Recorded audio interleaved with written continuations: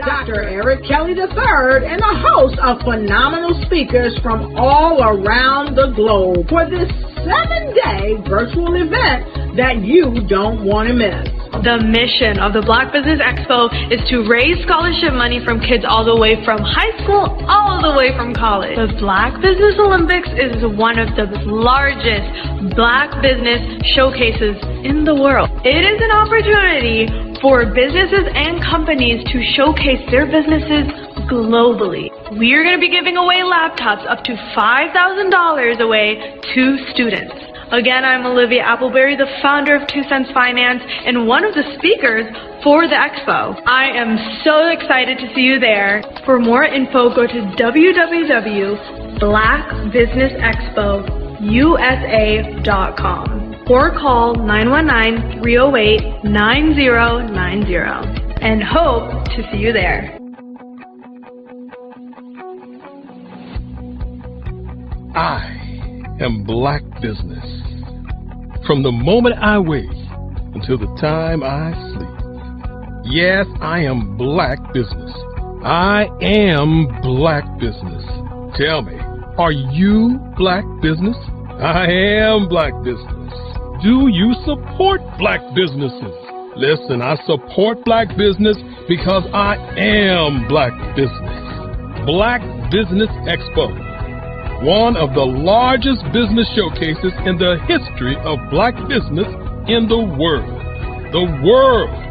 Sign up today at www.blackbusinessexpousa.com or call 919-308-9090. I am Black business. I am Black business. From the moment I wake until the time I sleep, I am Black business. I am Black business. Are you Black business? I am Black business. Do you support Black businesses? I support Black business because I am Black business. Black Business Expo, one of the largest business showcases in the history of Black America in North Carolina. Join Dr. Eric Kelly III and a host of phenomenal speakers from all around the globe for this 7-day virtual event that you don't want to miss.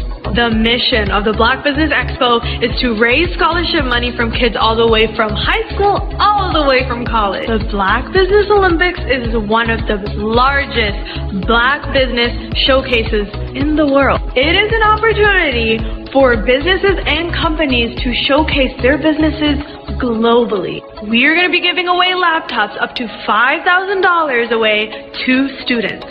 Again, I'm Olivia Appleberry, the founder of 2 Cents Finance and one of the speakers for the expo. I am so excited to see you there. For more info, go to www.blackbusinessexpousa.com or call 919-308-9090 and hope to see you there. I am Black business. From the moment I wake until the time I sleep. Yes, I am Black business. I am Black business. Tell me, are you Black business? I am Black business. Do you support Black businesses? Listen, I support Black business because I am Black business. Black Business Expo, one of the largest business showcases in the history of Black business in the world.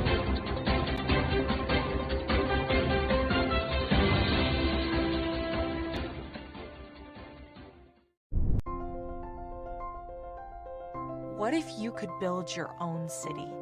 A place where every child can find nurturing people to help them achieve their full potential. A place where every adult can access job training support. Where health education is abundant. Where social justice ruled the land. A place without limitations. Welcome You have arrived at STEM City, USA. It is what every city should be. A safe and trusted community where you find people and resources to help you become everything you are and beyond.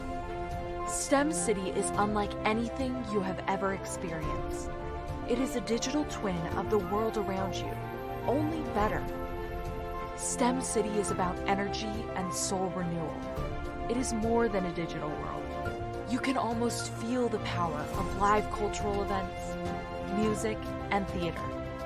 STEM City promises a better future for children with caring mentors and hands-on activities with dedicated tutors to support our youth.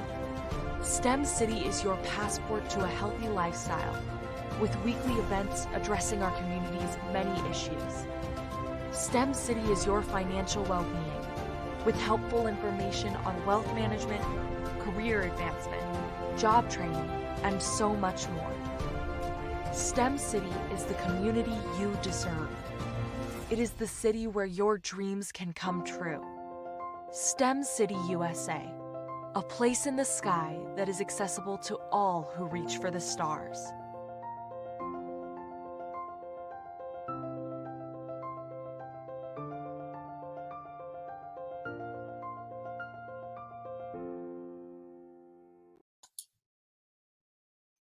Hi, I'm Barbara Smith.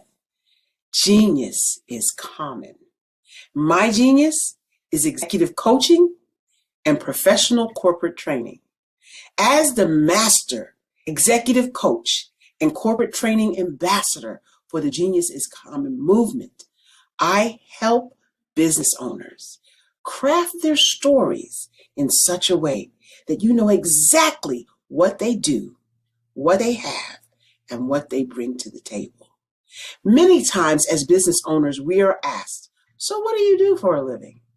And we could be crushing in our businesses, but we're not quite sure exactly what to say in a short amount of time. Well, I help you take those stories that are the reason why you're in business and why you're so passionate about your business and craft them in such a way that people are drawn to you as opposed to being repelled by you. Because every conversation, every time you talk to someone about your business, you are excited about it. But are you really conveying what you do, what you have, and what you bring to the table? And do really people understand why you care so much and why they should care that you have the solution to their problem? Well, I'm here to help you with that. As a master storyteller, I can help you with your stories and spin them in such a way that they are intriguing and fascinating. People want to listen to you talk about your business. That's why at the Genius is Common movement, I am the master executive coach and professional training ambassador. That's my genius. And genius? Oh yeah, it's common. I am from Washington, D.C., but I was raised in Durham, North Carolina. I came to Durham when I was about 5 or 6, and then I traveled back and forth to D.C. because it's where my people are from.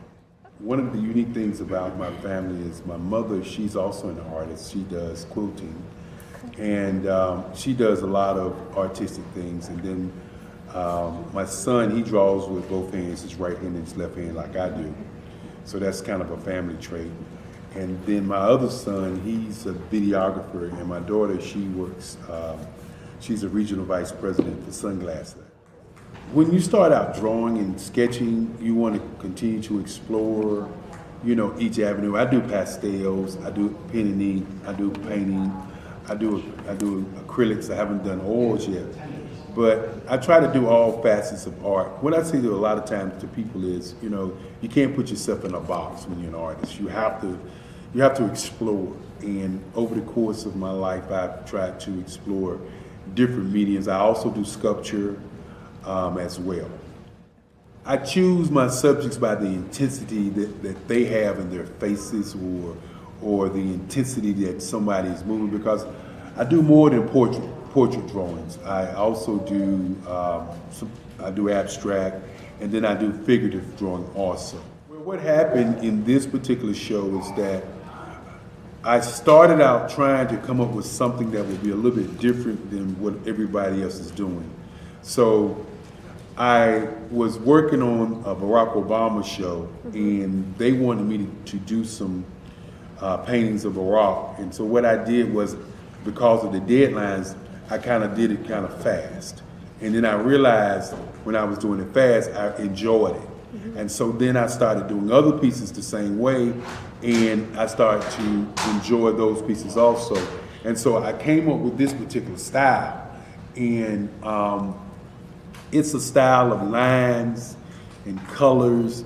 And what's interesting is that when I was in college, I did a show called Lines, Colors, and I talked about the boldness of the blacks, the hotness of the whites, and this is how this has come about, later on in my life.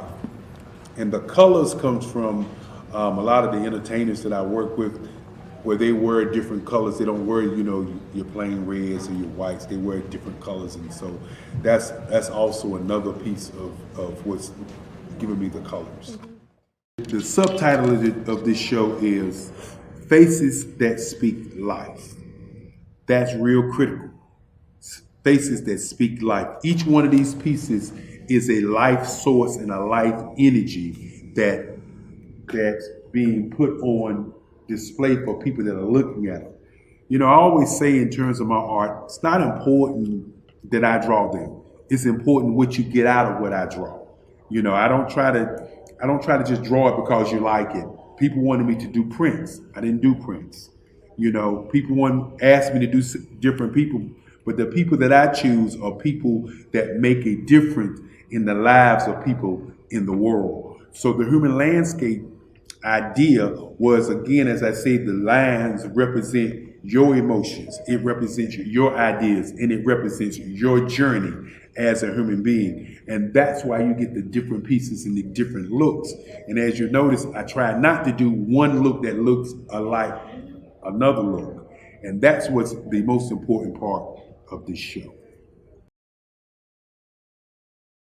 Sometimes you got to hear the news from the Black perspective, and more specifically, Black publishers. And that's exactly why you have to download the HeyTie app, the largest mobile app delivering breaking news, videos, and podcasts from 200 of your favorite Black publishers. Yes, 200 Black publishers delivering news as it happens, literally all in one app. Go to HAYTI.com or download the app in the Google Play Store or Apple App Store. It's completely free, along with information that you can trust, so go check them out.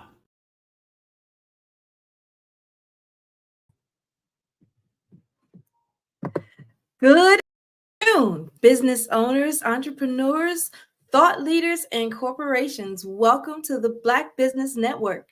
My name is Carrie Jackson, and I am your business moderator for this afternoon on Black Business Network. The Black Business Network is a 24-hour business network showcasing Black businesses, business owners, entrepreneurs, and thought leaders throughout the world. We have speakers from North Carolina, California, London, Singapore, Africa, Japan, and cities all over the United States. This Black Business Network is a global community sharing its business knowledge to empower, inspire, and educate businesses about business. This week, we are hosting the literary edition of the Black Business Olympics, showcasing writers, authors, speakers, publishers, agents, and literary enthusiasts. Our first speaker is Dr. Rosa Higgs. Dr. Rosa Higgs is a retired public school and community college professor of English. NAACP recognizes Ms. Higgs as an influencer in reading instruction. She holds a master's degree in special education and a postgraduate work towards her doctorate in disability studies with an emphasis on reading instruction. Her undergraduate studies began at San Francisco State University. While at San Francisco State University, she was a founder of our country's first student Black union and the first Black studies curriculum. She is a developer and author of Read in 40 Hours or Less, a reading recovery curriculum, and co-director of the Leo C. Higgs Educational Foundation.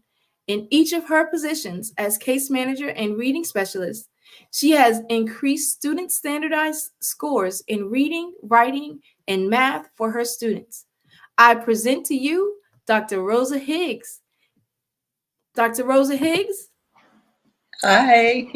Hi, genius is coming, and I'll see you on the other side. So please, it's your stage. Hello. Hi. Well, I guess I'll just tell you about myself. I'm Rosa Higgs, and I have written 4 books, as it turns out. They were lesson plans when I taught public school special ed classes. And the lessons were bound by parents into a book. And that book became 4 books. The magic, the genius in these books is that they teach anyone to read in 40 hours or less. What I have done is broken language arts into compartments. First, I teach reading skills. When I say teach reading skills, it's such that all of my students, well, almost all of my students, learn to read within 40 hours. Yes, I know it's not a year or 3 years. I have no level reading. I just start with my 4th graders, and I teach them how to read every single English-based word in our American English dictionary. And I do emphasize American English because our English in America is different from all of the others.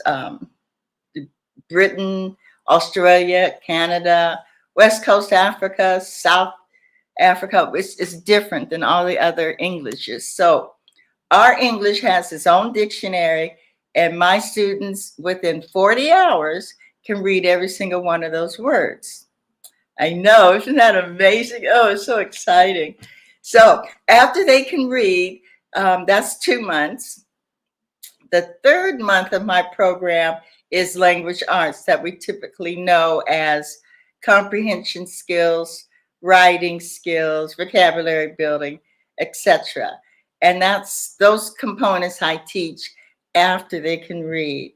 Reading is not a language arts skill. Language is the foundation that leads up to language arts. And I don't confuse the two.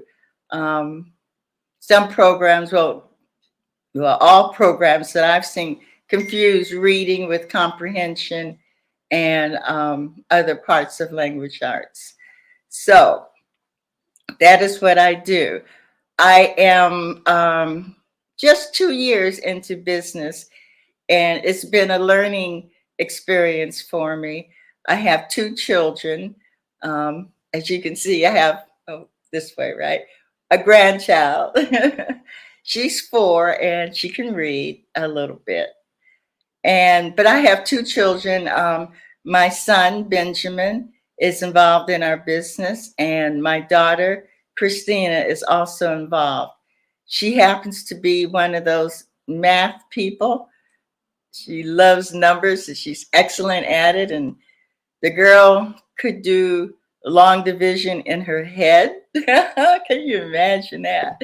But it's very exciting having my children with me and going through what the Educational Foundation can do for so many children who need to read. And when I started doing this as a teacher, it was kind of sad that most of our little Black kids couldn't read very well.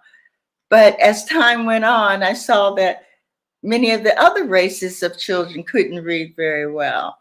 And by the time I'm retired from teaching and doing my fun work at the community college, I noticed there are people from all over the world who can't read.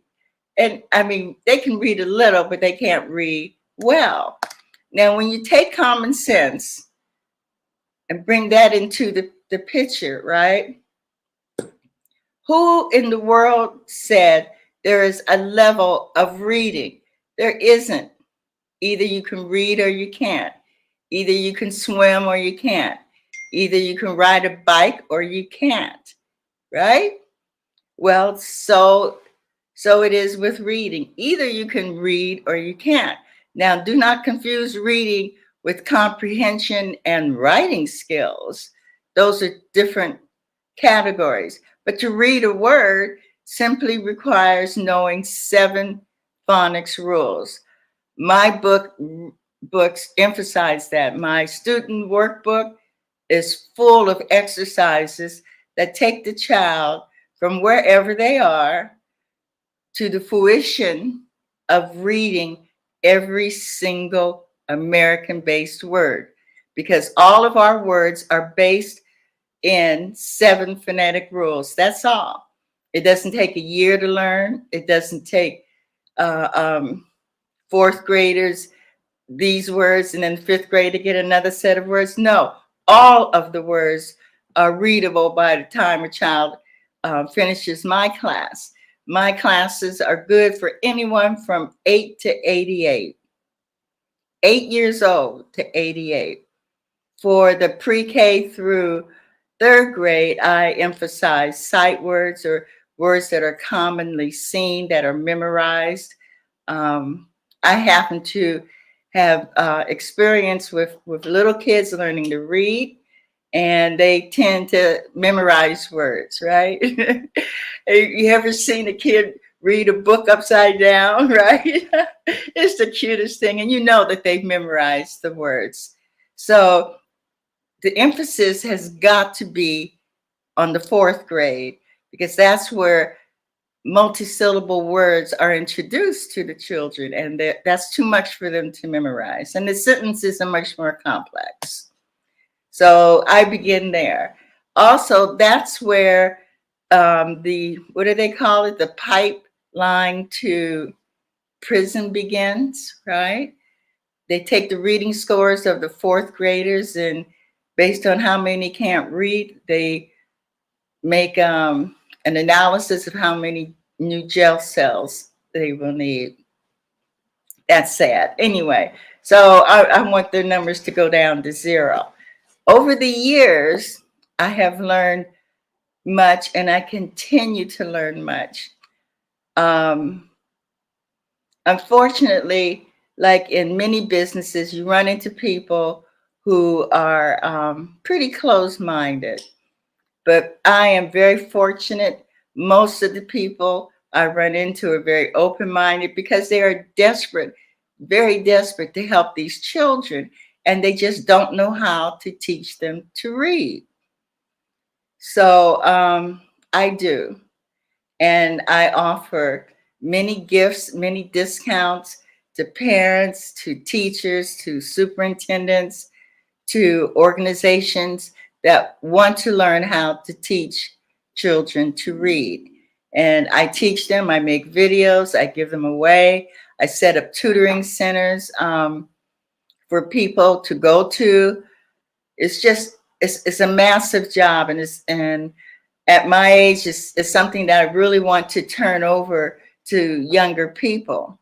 So I'm always looking for some young people, particularly men. Always looking for that man, right? Okay, let me stop being silly. I'm sorry, I can be silly. Anyway, we need male teachers in our public schools. So there's a big push to find Black men to become teachers.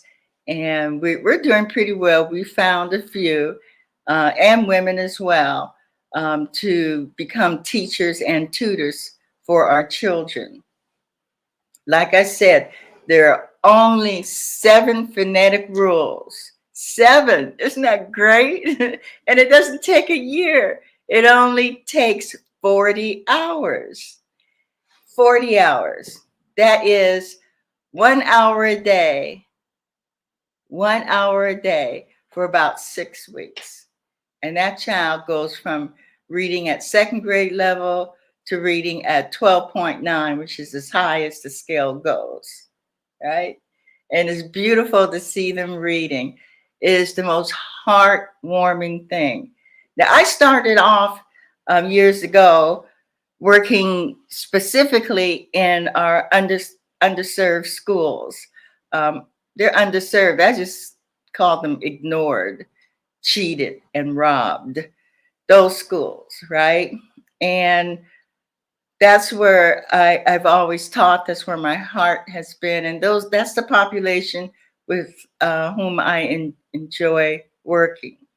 And I tell these people, whomsoever comes to me and follows directions will learn to read like a PhD in 40 hours or less.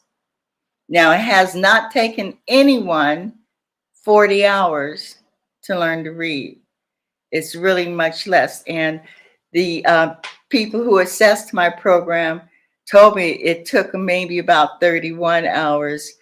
And then we said, well, they won't believe that. She said, well, let's just call it 40, like when Jesus was under temptation and fasting 40 hours. So, okay, 40 days, 40 hours. So that's where 40 comes from. But it really doesn't even take that long. Amazing. Isn't that exciting? Well, let me tell you something that has happened. When I moved back to California, my son, who's a city councilman, and an old friend of mine I knew at law school, they called me consistently for a year. Now here I am, happy and retired, professor of English. Oh, I love that title.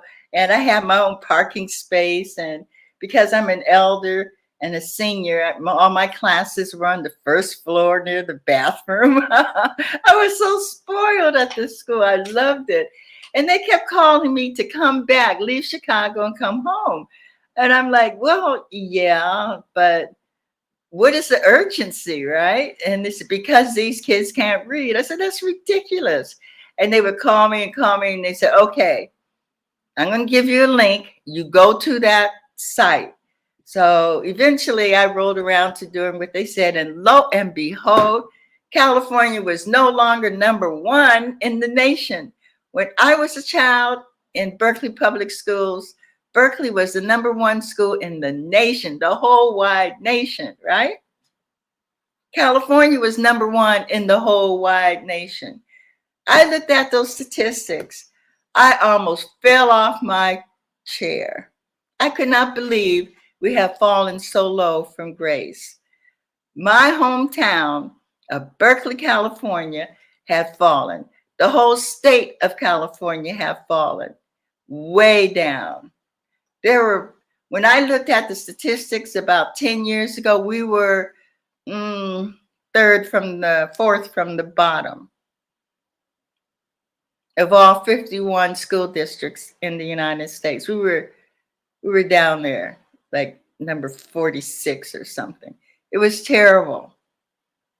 So lately, I've been looking at this and lamenting how, gosh, this is terrible. The whole state has gone down.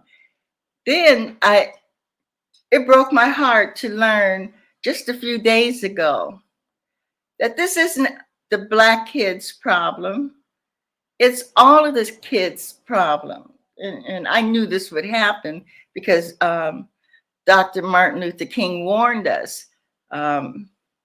He said, if your kitchen's on fire and you don't put it out, it will spread to the rest of the house. And so we all knew that and we believed him. Lo and behold, the Black kids couldn't read. They didn't do anything about it. And that fire has spread throughout K through 12 to all of the kids. I just learned that only 5% of America's K through 12 students, public school students, only 5% can read at grade level. 5%. A couple of years ago, pre-pandemic, it was 30% could read. Now it's down to 5%. And I am just floored.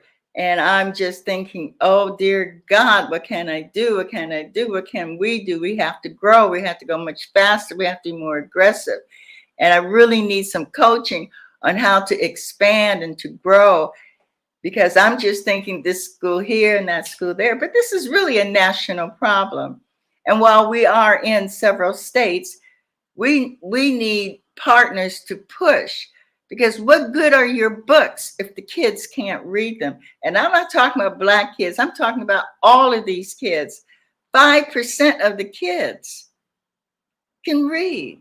So you can write all you want, but if they can't read, what good is it going to do them? People talk about the Christians say they need to read the Bible. If they can't read, what's the Bible going to do?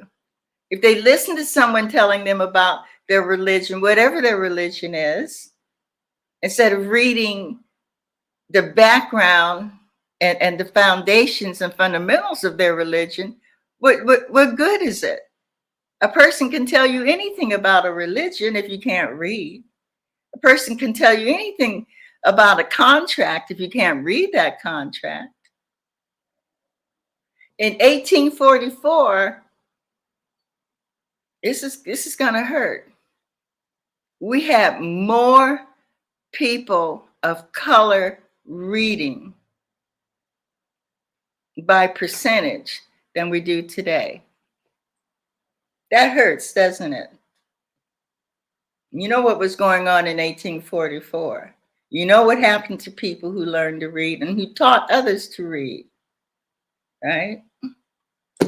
Well, enough of that. That's the urgency. And that's what I want everyone to feel. The two people running for president mentioned the crises in our schools.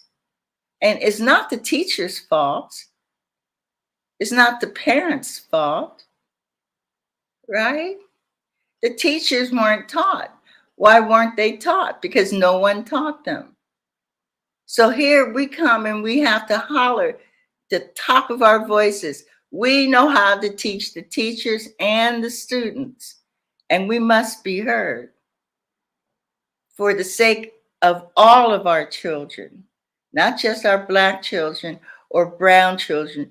Every child deserves to learn how to read, how to be productive, how to express their passion in art and music.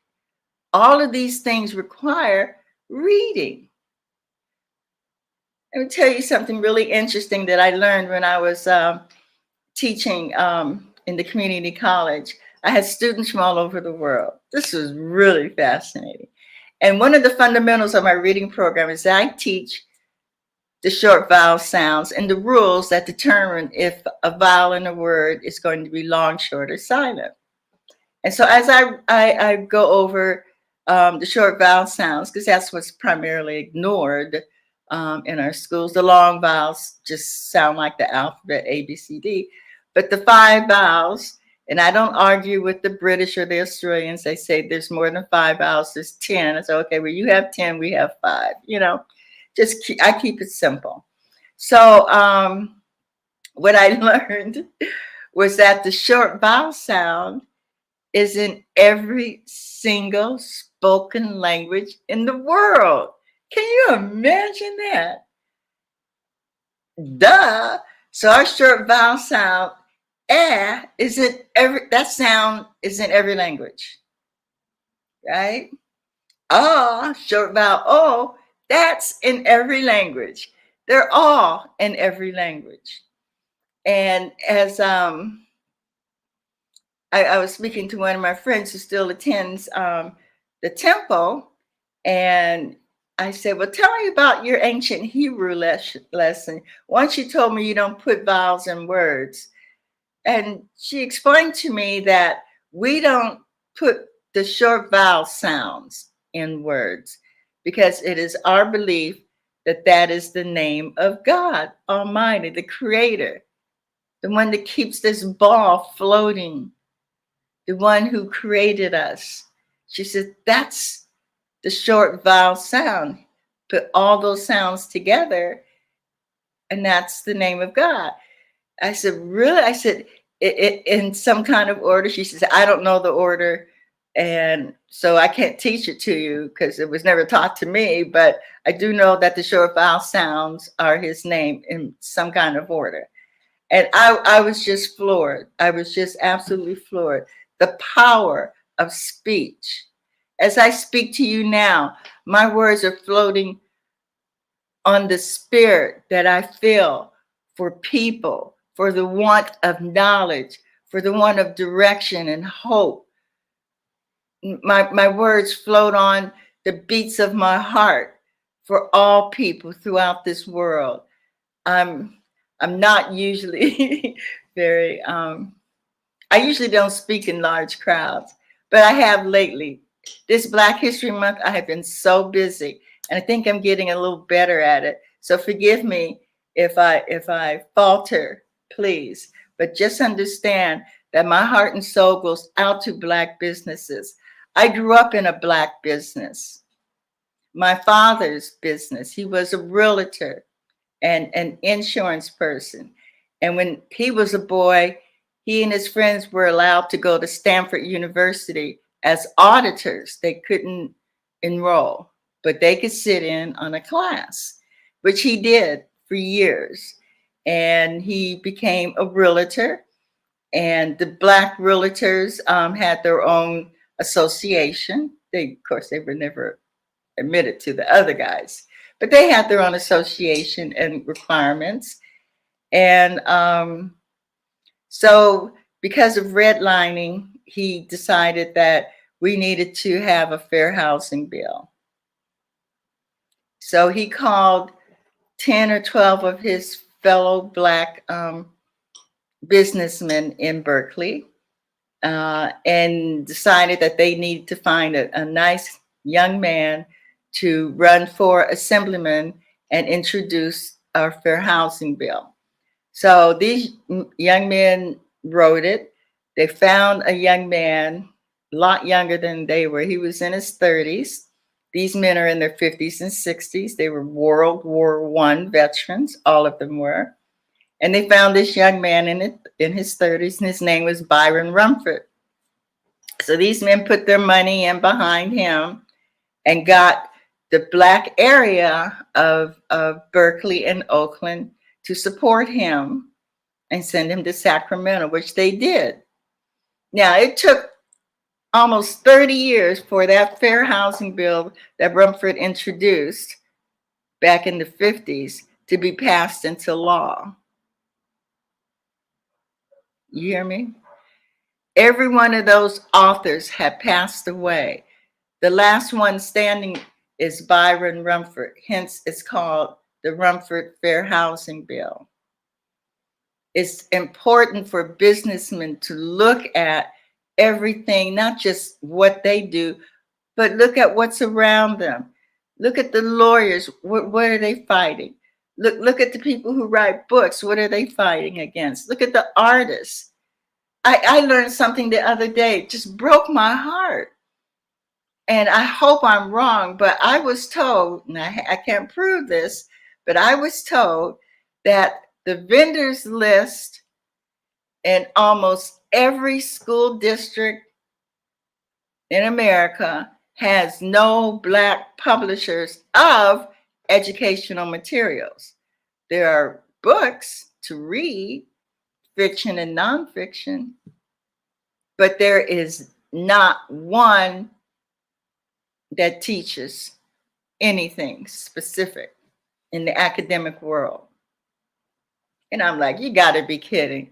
There's people out there who know math and look at all the STEM people that are running around out of Spelman.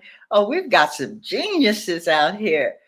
And I just hope someone can disprove that none of these school districts have a Black publisher or writer of academic materials. I just disprove it. Now, I know I'm the only writer and publisher of phonics workbooks. They're not textbooks. I hope someone comes along who's smarter than I, who can put this into a textbook format if they want. The workbooks work just fine. But That's what I'm hoping for. I'm hoping someone can show our children math the way I taught my daughter years ago, the way my father taught me as a child. Put it in a book. Some schools have stopped teaching the timetables. I remember standing in front of my grandmother crying. All right, what's 7 times 8, Rosalie? And if I missed it, I had to go back to 1 times 1. I would just stand there crying until I could go from 12 to 12. Had to do the timetables. Same with both of my children. These children, I've run into many of them, even when I was teaching. They not only do not know cursive, but they also cannot multiply. And I want you to be worried and scared for them, because if a catastrophe happens, how can they know which way to go? It may not have an arrow or one of those strange little symbols that they have on things instead of the word. What if they can't read it? This is serious. And not only that, we know that people who can read have more synapses running around in their brain than people who can't. People who read live longer, live healthier, they're happier, they make a whole bunch more money. Come on, just because they can read. All right? This is important. This is critical to our well-being. It is not to be taken lightly. There is a crisis going on. The kitchen has been burning. Now it has moved to the dining room and the living room. You know what I'm saying? The house is on fire. And we've got to save ourselves and our children and our future. Our ancestors and settlers worked too hard to build this country up, fought too hard to make real what democracy is all about. You know, I was shocked at how hard it was to get Black studies into one of the most liberal colleges in America. I was shocked. I was shocked that our Democratic mayor, that woman called the cops on us for demonstrating. Yeah. She called the police on us, where they tear gassed us. We're at 17, 18, 19-year-old kids. They tear gassed us because Dr. Nathan Hare told us there's a whole subject of Black history. We had never heard of that. He told us about it. He showed us books. We said, well, we want this to be something academic, not just a club. People need to know, right? And so we kept asking for it and asking and asking. And a year later, just about every student except the athletes, I don't know why. Anyway, except for that group, came out and protested with us. I had the honor of throwing the president's typewriter out the window. See, I made good trouble, right? That's how long ago this was, okay? There was no computer in his office. It was a typewriter. And if you don't know what a typewriter is, go to the museum and they have some there. So my friend, I have friends, Danny, he threw rocks, but the police tear gassed us, put us in paddy wagons, took us to the jail where we had to wait for our parents to come get us. And I was an orphan, so I just got to leave with my friends, right? I didn't have any parents. They had died years ago. So that's how important this is. And I think that with the love of life and people and all people, we have got to steer them. Let me tell you a secret of what am I still on the show or am I just talking to myself? Okay, well, if I'm still on the show, let me tell you, I always teach my students, adults and children, there's only one of two ways to go. There's only two choices in life, really. I know people will tell you there's the gray matter and then there's this one and that one. There's not. That's a bunch of hogwash. The truth of life is there's only two decisions to make on every issue. The truth or the not truth. The correct or the incorrect. Oh, okay. Yes, you were live. We've heard everything that you said. You have poured out so much great information. Oh my God. A lot of good information. One of the questions I had for you is, and I know this isn't, one of the questions, but it's just that out of the facts that you have poured out, my question is, do you think we can still save the house if we put out the fire in the kitchen, in the dining room? Yes, that's what you're doing. Oh, dear heart. Miss Jackson, you are putting out the fire. Everyone connected with this show, Dr. Kelly, we are all helping to put out the fire. All of us. Oh, wow. Okay. All right. So what, let's see this, what advice would you give to anyone that's out there that could be aspiring to write or would like to actually take up that mantle that you said about, trying to get actual curriculum books instead of the workbooks? What would you say to inspire them to take on that mantle?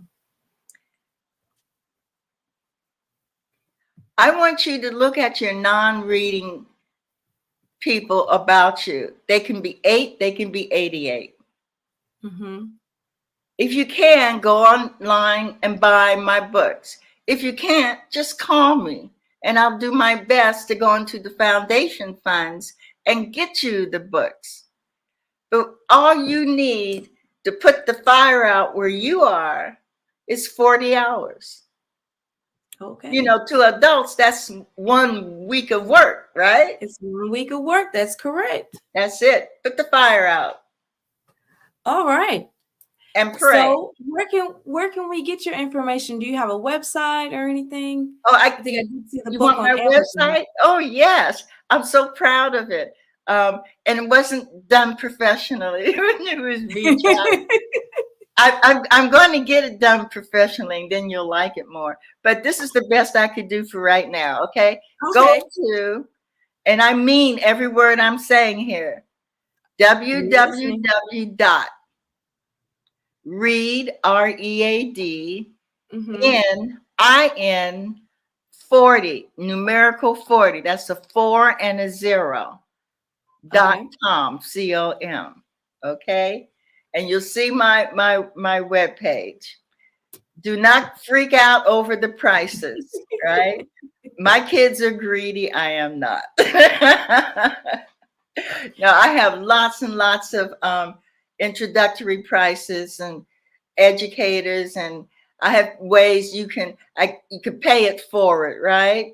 So yes, a lot of people have paid for your books already, even though you haven't asked for them yet. All right. Just keep that in mind. And when you get your money, you're going to pay it forward. That helps. Okay. That is true. So now, do you have any upcoming projects that you're working on? Any initiatives? Oh my God, yes. Really, really big. I don't want to tell you where, but a whole state has asked me to teach their teachers in summer school. The whole state. Isn't that awesome? That is awesome. The whole state. Now, to tell you the contrast, right here in my little hometown. But Miss Higgs, what other school district?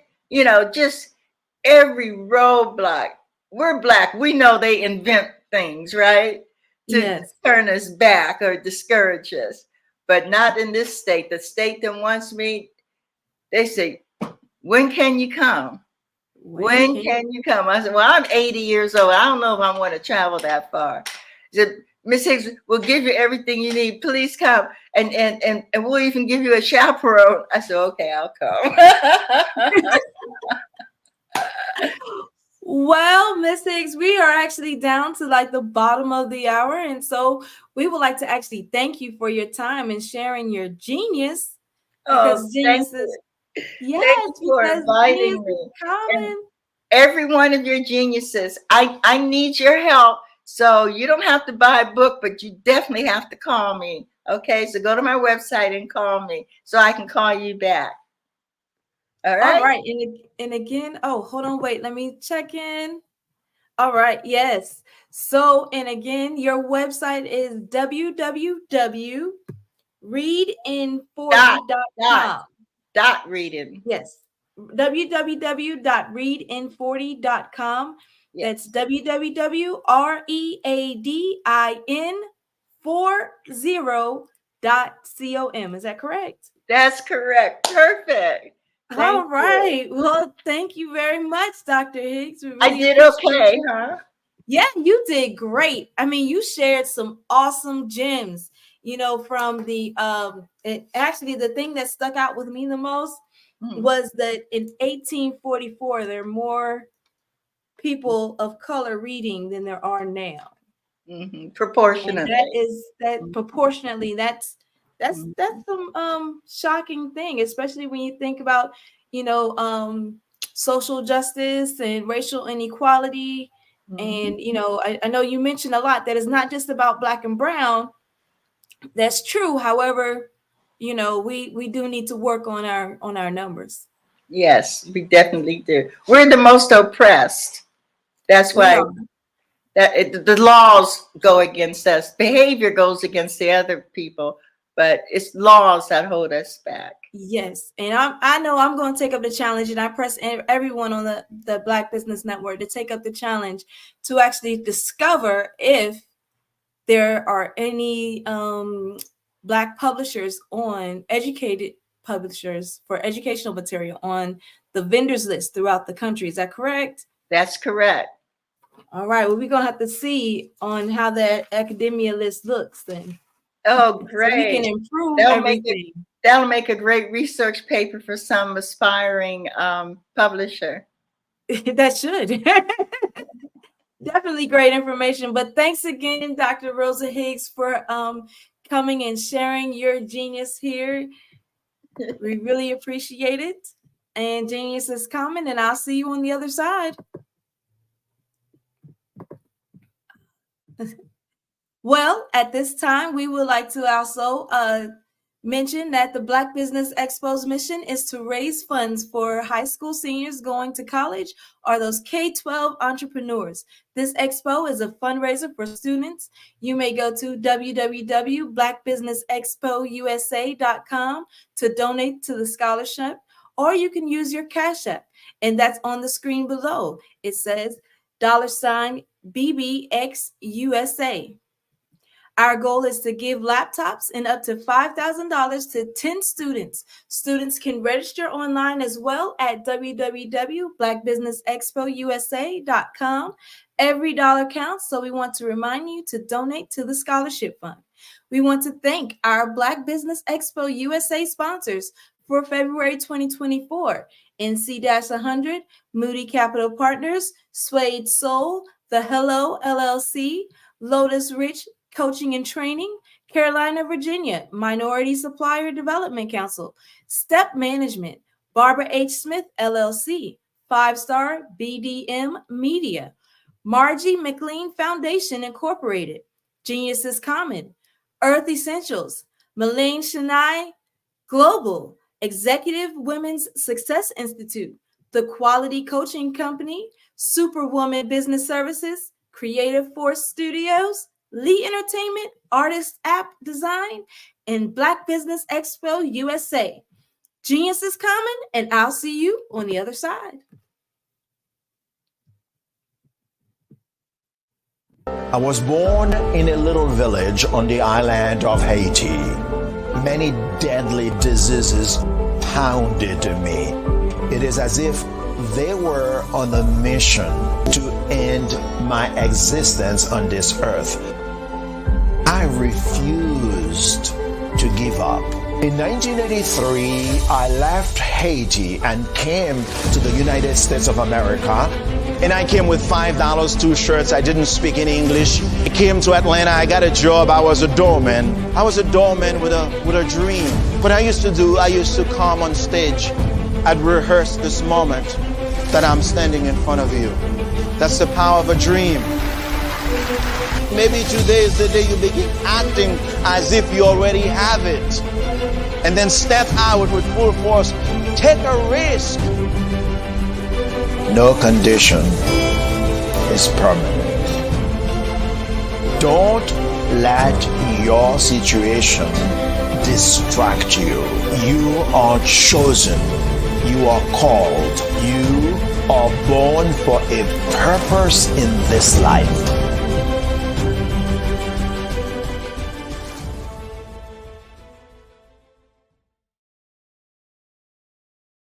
Phenomenal Tanya T. Wise, who is here from the great state of Maryland. Tanya, welcome and thank you for being with us today. Can you indulge our audience a little bit and tell them just a little bit more about who you are and what it is that you do?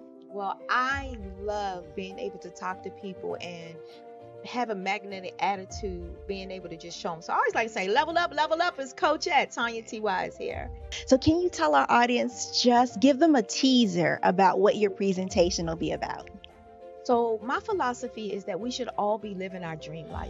So tomorrow I'm going to talk about how you start living your dream life. What are some of the things that you thought about in your childhood that you just kind of let go and dormant? Wow. And I want to reignite that and just give you some pointers and some tips, some tools, some strategies to be able to start living your best life now. And guess what, Rhonda? And leave an inheritance for your legacy.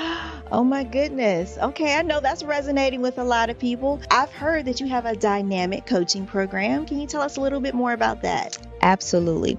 So our coaching program help people that have the lack of time, that lack strategies, and lack the confidence to go after their dream life. So we help them implement tools, we help them implement strategies, as well as give them resources so that they can live their best life now and leave that inheritance. Wow. Oh, I love that. I love the leave the inheritance part.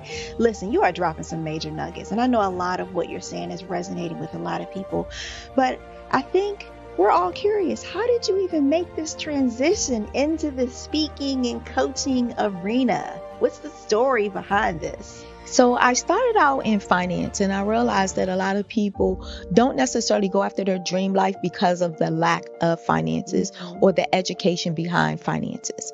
But it wasn't until I lost my firstborn, my only son, that life changed for me. And where I was going after it all, living the corporate life, hit my 6-figure income and living in my dream house with my dream man, driving my dream car. I nearly lost it all when I lost my son. And so I realized it only takes one financial catastrophe that can change your entire life. That's what made me start All New Beginnings. Because no matter what's going on in life, there's a new beginning. And because of that, we develop a program called Wise Minded. My little slogan is, don't just dream it, let's live it. If they want to connect with you or work with you, what is the best ways for them to be able to do that? Well, for my social media guru, you can connect with me on every single social media platform as Tanya T. Wise.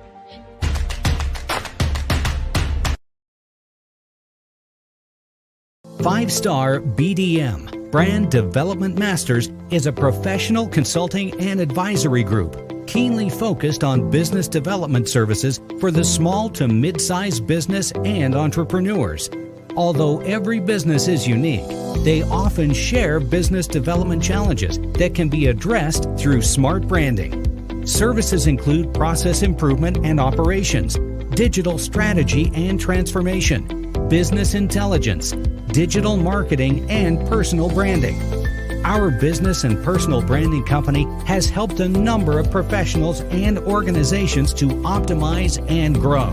This results in more business, more opportunities, better reach, positive outcomes. Visit www.fivestarbdm.com today to learn more.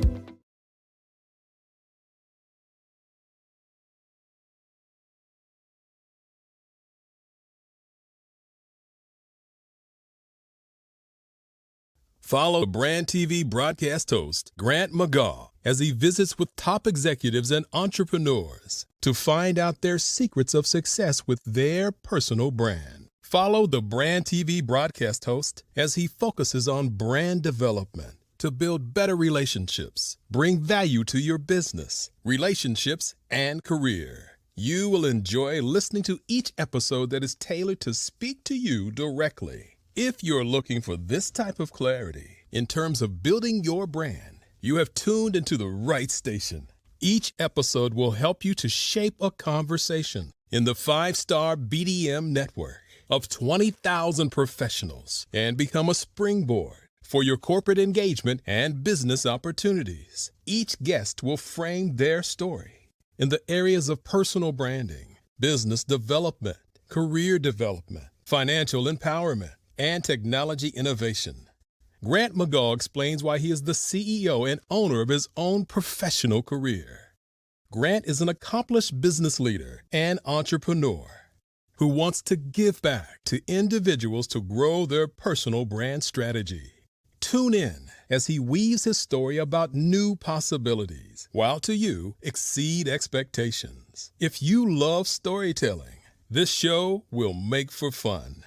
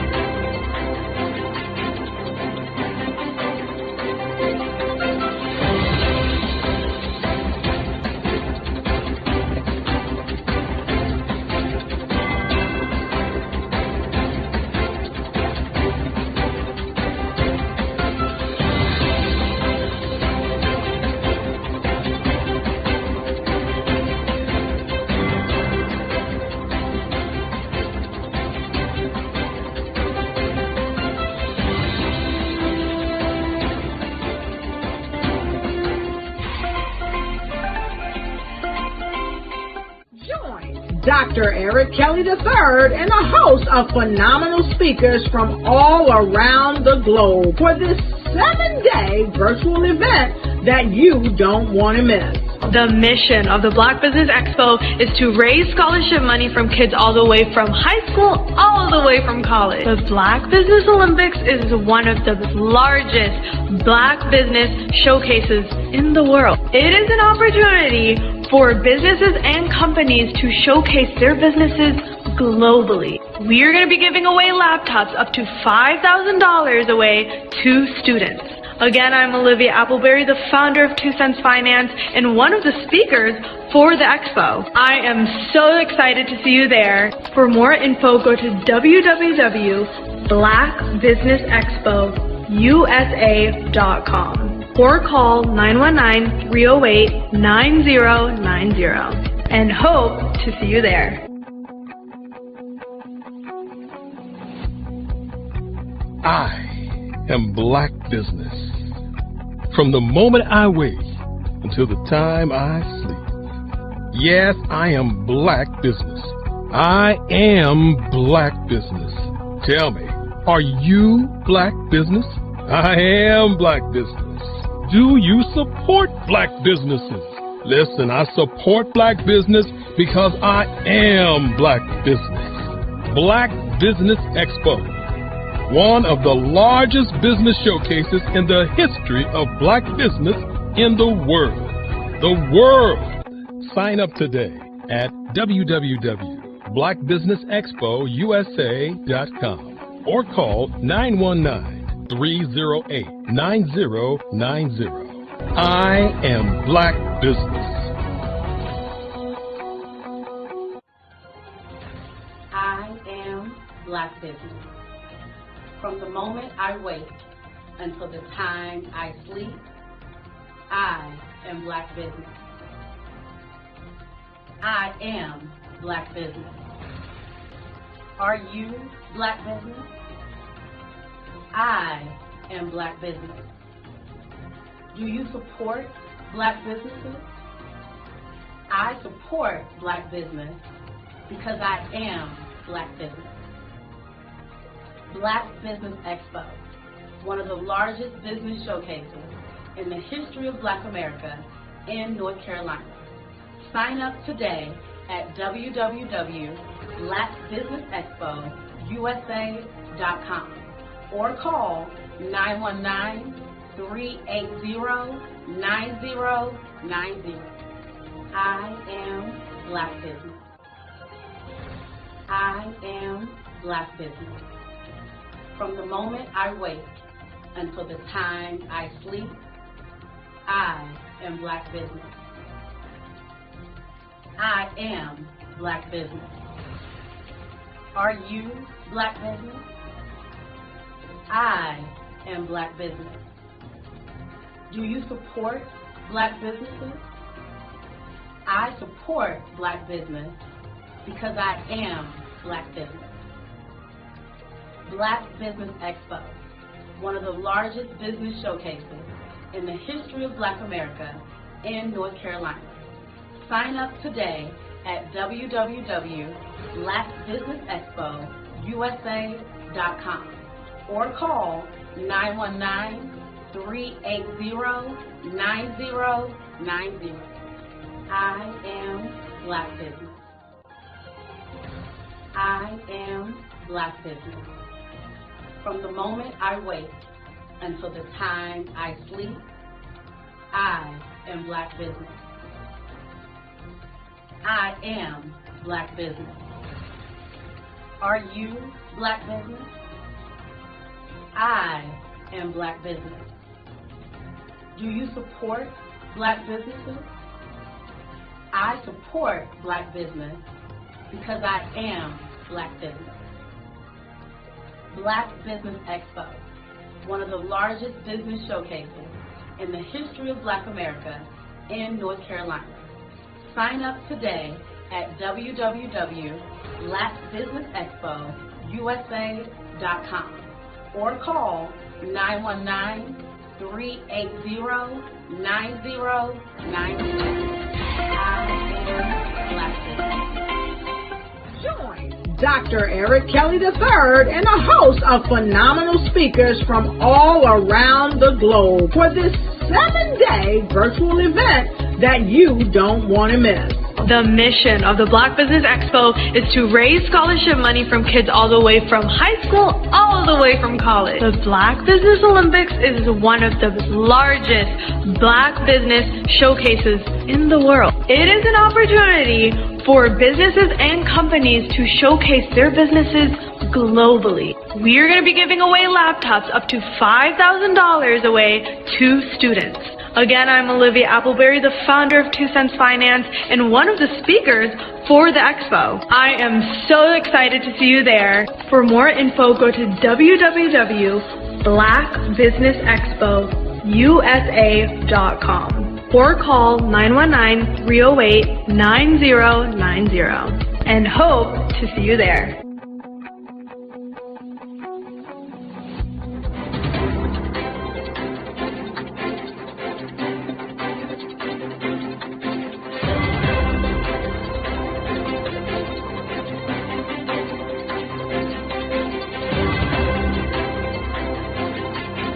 Over the past few years, we've seen the growth of existing and new initiatives focused on financial inclusion, building global networks, and reducing the wealth gap in response to the idea there's not enough seats at the table. Whether their outcomes are to increase the representation of Black executives on corporate boards, ensure an inclusive global economy, or to create new U.S. African commercial pathways, the strategies are often carried out by separate programs. The question is, should they be? With the continent of Africa being home to more than half of the world's fastest growing economies, the youngest workforce, over 400 companies generating more than $1 billion annually, 700 generating more than $500 million annually that are poised for growth, and being the destination of nearly $5 billion in venture capital in 2021. diversifying U.S. and Africa commercial engagement by building bridges between African businesses and their U.S. diaspora should begin being seen as mutually beneficial. From helping to reduce Africa's enormous capital gap to catalyzing two-way trade opportunities, the COVID-19 global pandemic hopefully has taught us that global challenges and opportunities are more interconnected than we thought. During the pandemic, African companies like Unicorn Flutterwave, insurance provider Reliance Health, ride-hailing app Yasir, and 54Gene, the continent's first bank of DNA on people of African descent, prove that when African companies have access to networks, capital, and information, they grow big, grow fast, and create solutions that are valuable to the world. This is why Be Direct was created. We are the first U.S.-based but African-centric board preparedness and board search company designed to connect U.S. Black talent and corporations to African businesses. Unique and fundamental to Be Direct's success is our process of helping board candidates adapt their experience and networks to an African context before they're connected to high-growth companies that are looking to locally and globally scale. From our focus groups with African business execs and government leaders, we don't ignore the sentiment that business is easy, but people are hard. Having a pool of board candidates with hard-to-access networks and extensive experience across the business lifecycle, including successfully raising capital, is table stakes for an initiative like this. So yes, we have that. But corporate or entrepreneurial success in the U.S. does not guarantee success in Africa. Developed alongside industry partners on the continent, our training program, Be Direct Prep, is designed to transpose their experience to create cultural comfort, understanding, and a commitment to helping businesses in Africa scale. Our board governance sessions are African, continental, and country-specific, integrated with cultural awareness and dexterity training, masterclasses led by African industry execs, and mentoring and coaching from African continental-based facilitators. But even more unique to Be Direct Prep, we cap off our training program with an immersion trip to help candidates that have not been to Africa before see and feel Africa's complexity and opportunity from African soil. We all know traditional network-based board placement has historically left a lot of us out of ever really being in the paid board pipeline.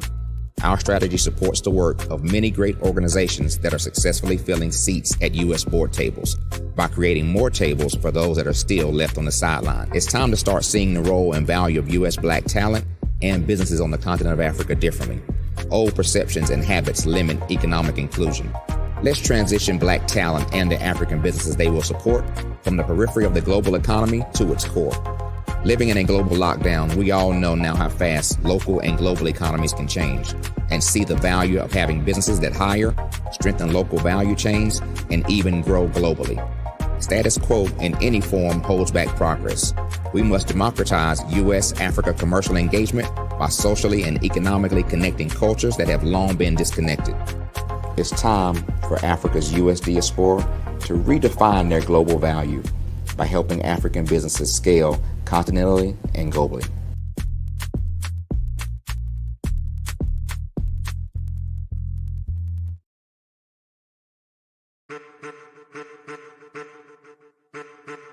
I am a child of the Most High God.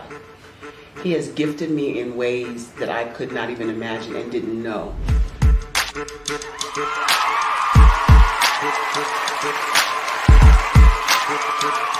There was a time when I didn't know who I was.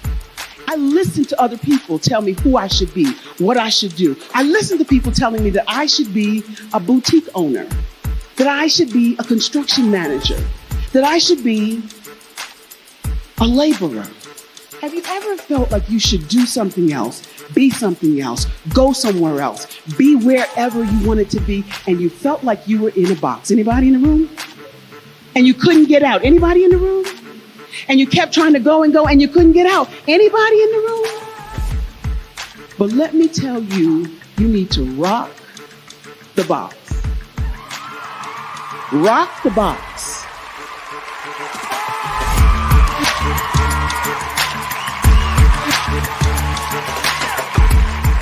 I am engaging, inspiring, and empowering.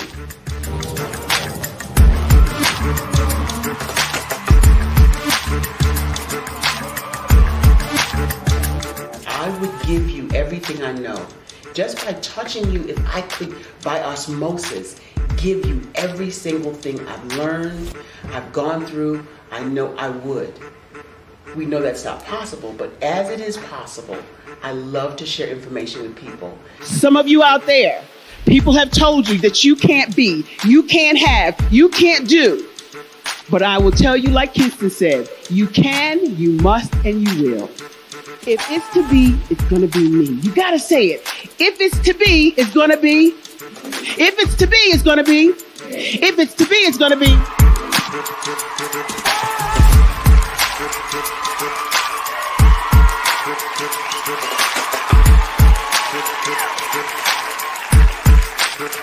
Barbara is because she believed what her mama said about her and not what other people told her.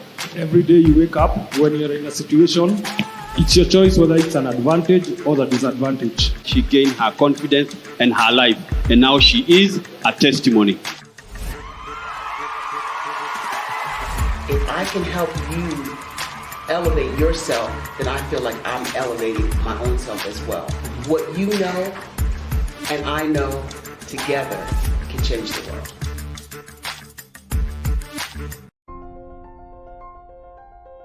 What if you could build your own city? A place where every child can find nurturing people to help them achieve their full potential. A place where every adult can access job training support. Where health education is abundant. Where social justice ruled the land. A place without limitations. Welcome. You have arrived at STEM City, USA. It is what every city should be. A safe and trusted community where you find people and resources to help you become everything you are and beyond. STEM City is unlike anything you have ever experienced. It is a digital twin of the world around you, only better. STEM City is about energy and soul renewal. It is more than a digital world. You can almost feel the power of live cultural events, music, and theater. STEM City promises a better future for children with caring mentors and hands-on activities with dedicated tutors to support our youth. STEM City is your passport to a healthy lifestyle with weekly events addressing our community's many issues. STEM City is your financial well-being with helpful information on wealth management, career advancement, job training, and so much more. STEM City is the community you deserve. It is the city where your dreams can come true. STEM City USA, a place in the sky that is accessible to all who reach for the stars.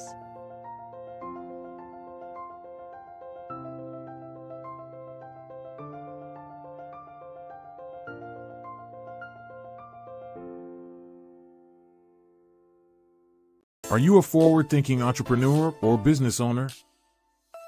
The world is changing faster than ever, and it's time to pivot and adapt to the future. Hello LLC is here to help you do just that. Hello stands for helping enterprises leverage leading-edge optimizations. Our innovative solutions can streamline operations, reduce overhead costs, and give you a competitive edge in a market projected to reach $5 trillion by 2030. By pivoting to the metaverse, businesses can tap into a rapidly growing market that is projected to be a significant part of daily life for 25% of Americans by 2026. As a full digital metaverse agency, the Hello LLC can help you create custom solutions to streamline operations, increase productivity, reduce costs, and drive brand recognition. Why should you pivot to the metaverse with the Hello LLC? By leveraging cutting-edge technology, you can provide immersive experiences for your customers, expand your global reach, and unlock new revenue streams. Contact us today to make the pivot.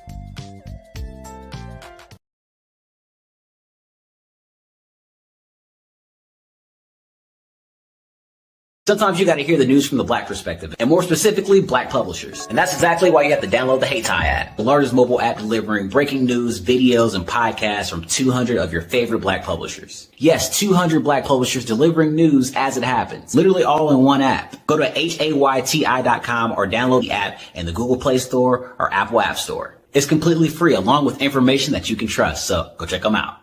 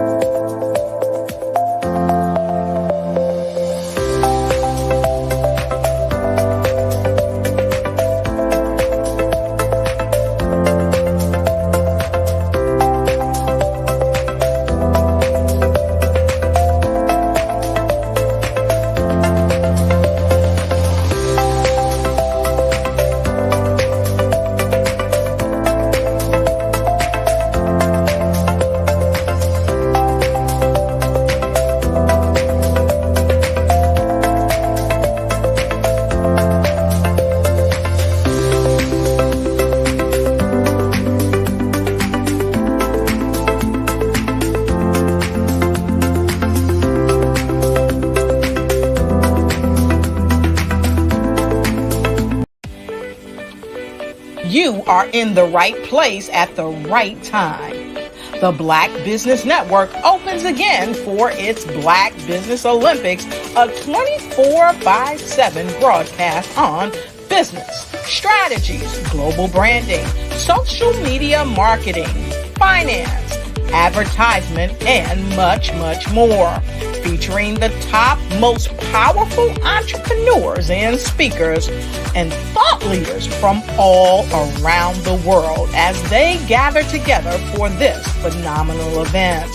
Join the Black Business Network streaming live into the metaverse, STEM City, USA, Black Multiverse, Pod TV, Roku, Hulu, iHeartRadio, Apple TV, YouTube, TikTok, Instagram, Google Podcasts, Facebook, LinkedIn, IBM TV, Spotify, and Twitch. Tune in today and be a part of this amazing movement. The Black Business Olympics welcomes you.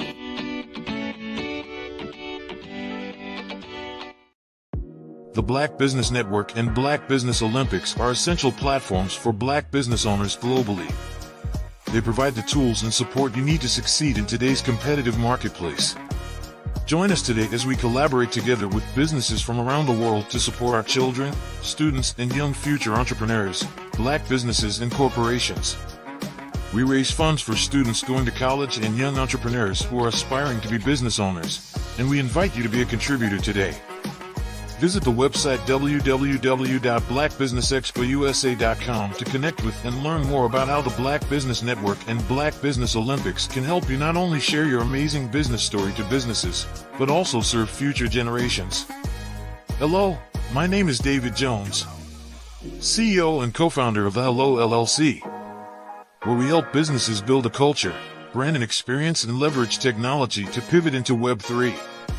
Join the Black Business Network streaming live into Roku, Metaverse, STEM City, Black Multiverse Enterprises, Hulu, YouTube, iHeartRadio, Apple, Facebook, LinkedIn, Spotify, Twitch, and Google Podcasts. Tune in, turn on, and let's thrive.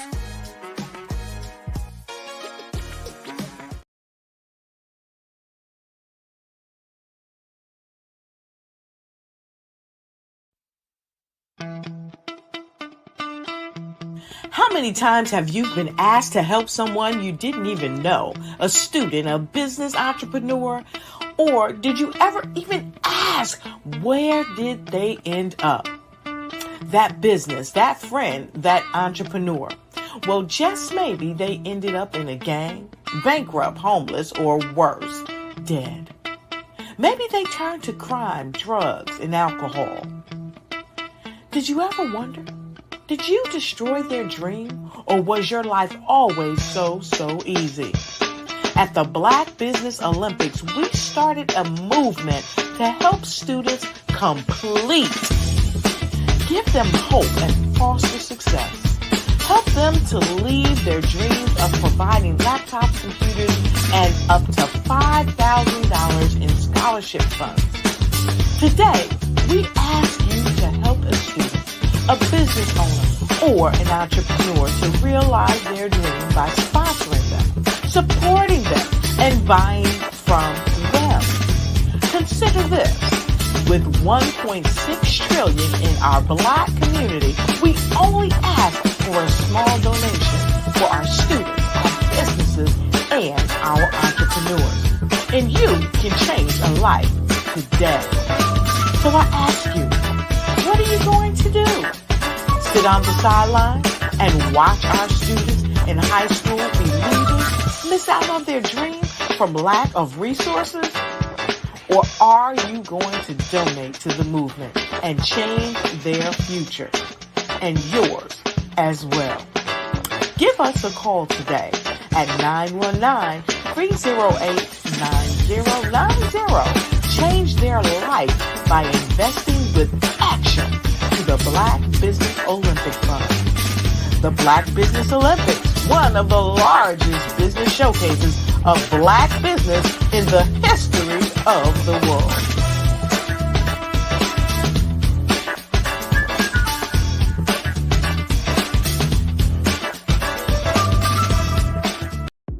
The Black Business Network and Black Business Olympics are essential platforms for Black business owners globally. They provide the tools and support you need to succeed in today's competitive marketplace. Join us today as we call our children, students, and young future entrepreneurs, Black businesses and corporations. We raise funds for students going to college and young entrepreneurs who are aspiring to be business owners, and we invite you to be a contributor today. Visit the website www.blackbusinessexpousa.com to connect with and learn more about how the Black Business Network and Black Business Olympics can help you not only share your amazing business story to businesses, but also serve future generations. Hello, my name is David Jones, CEO and co-founder of the Hello LLC, where we help businesses build a culture, brand and experience, and leverage technology to pivot into Web3. Join the Black Business Network streaming live into Roku, Metaverse, STEM City, Black Multiverse Enterprises, Hulu, YouTube, iHeartRadio, Apple, Facebook, LinkedIn, Spotify, Twitch, and Google Podcasts. Tune in, turn on, and let's thrive.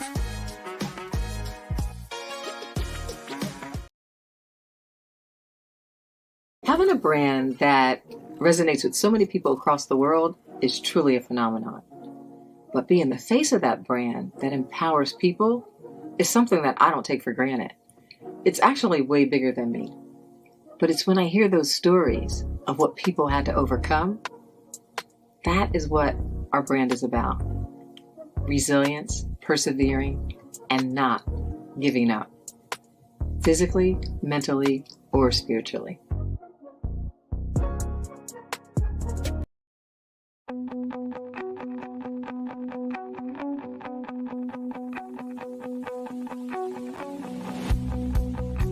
I am Black business.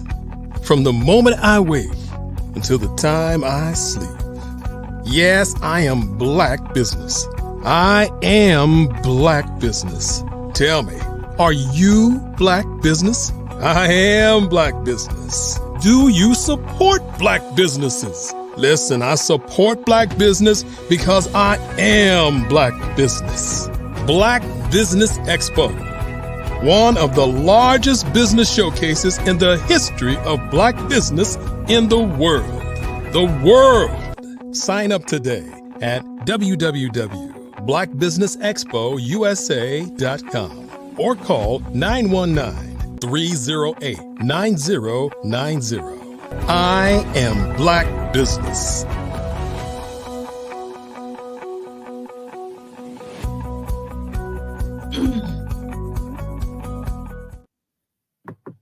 Good afternoon, business owners, entrepreneurs, thought leaders, and corporations. Welcome to the Black Business Network, and my name is Carrie Jackson, and I am your business moderator for this afternoon on the Black Business Network. The Black Business Network is a 24-hour business network showcasing Black businesses, business owners, entrepreneurs, and thought leaders worldwide. We have speakers from North Carolina, California, London, Singapore, Africa, Japan, and all the cities throughout the United States. The Black Business Network is a global community sharing its business knowledge to empower, inspire, educate businesses about business.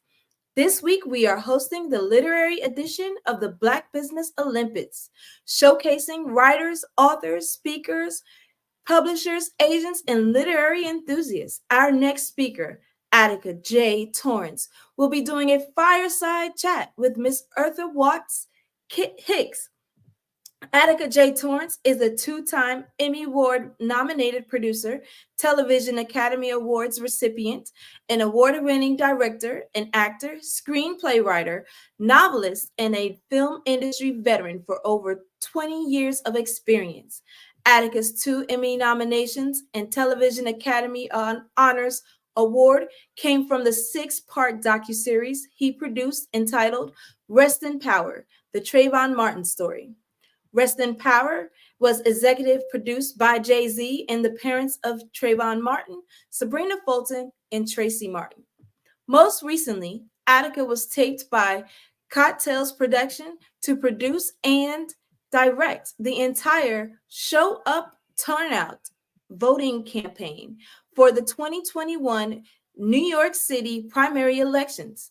Attica created a curriculum that was taught at Long Island University's Brooklyn campus with famed actor Malik Yoba.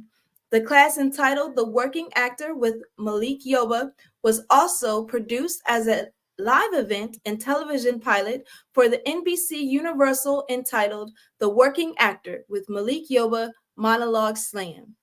Attica is the founding partner and producer of the Brooklyn FAM, Film Arts and Media Conference, along with the actor Jamie Hector, which is a 3-day conference held in the heart of Bed-Stuy, Brooklyn, at Restorations Plaza, historic Billie Holiday Theater. The Brooklyn FAM Conference, formerly known as the Bed-Stuy Crown Heights Film Festival, brings out the who's who in Brooklyn's thriving film arts and media community. Always creating, innovating, Attica just wrapped up production on his latest feature film and is currently in post-production and preparation for a successful festival run. During the height of COVID-19 pandemic, Attica produced and narrated a mini doc called Vacant, Not Vanquished about New York City's during the COVID-19 pandemic and sold out of his special limited edition novel, Brooklyn Bred, a 90s Brooklyn story, which is coming-of-age story about a young man's plight growing up in Bed-Stuy, Brooklyn in the early 90s. Upon selling out of the special limited edition copies, the paperback version has become required reading for the New York City's Education Department's My Brother's Keeper program. I present to you Attica J. Torrance and Miss Eartha Watts Hicks. Great job. Hey, genius is coming. And I'll see you on the other side. Thank you. Thank you so much for that opening. Great job. Well, hello, Attica. It's great to see you. Wow. Hello to you, and thank you for having me. It's great to be here with you. I'm honored. Thank you so much. Now, my first question is, I've heard of people going from novel to film or novel to television, and rarely have I heard it done in reverse, which you have done very successfully. So please tell us what that journey was about, what inspired you to do it that way.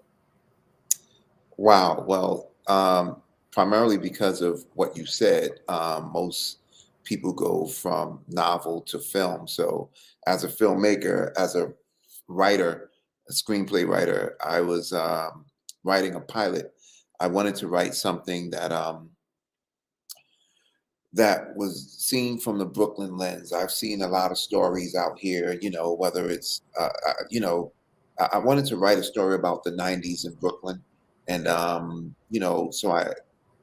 I also realized you can write 1,000 screenplays and no one will ever call you a writer. An author. You don't get that type of credit to your name. And I'm from the era when authors had a lot of clout. We looked up to authors, and I'm like, I'm writing all these scripts, I'm making movies and writing all these other programs, and but I'm not an author. So as I was writing the TV pilot, I switched gears primarily because of the reason you just elucidated. One is you can go from a novelist to a filmmaker, but rarely do people go from filmmaker to novelist. So rarely does a movie become a script. So when you think about it from a business perspective, you maximize your streams of income if you sell it as a novel and then turn it into a film. Right. Because if you make the film first, you kind of, to some degree, shut out the potential for a novel. And then the other thing is, if it's never made, it's like you never wrote it, right? So, it just goes, it's stashed on a shelf somewhere, or now on a hard drive. Mm-hmm. But I wanted to, from a writer perspective, I wanted to pay myself. And if the screenplay is not made, you don't get to pay yourself. But if it's turned into a novel, you can sell the novel and you can pay yourself very well by selling the novel. So Right. that was my concept. Right. So when did you first realize you had a passion for television and writing and filmmaking?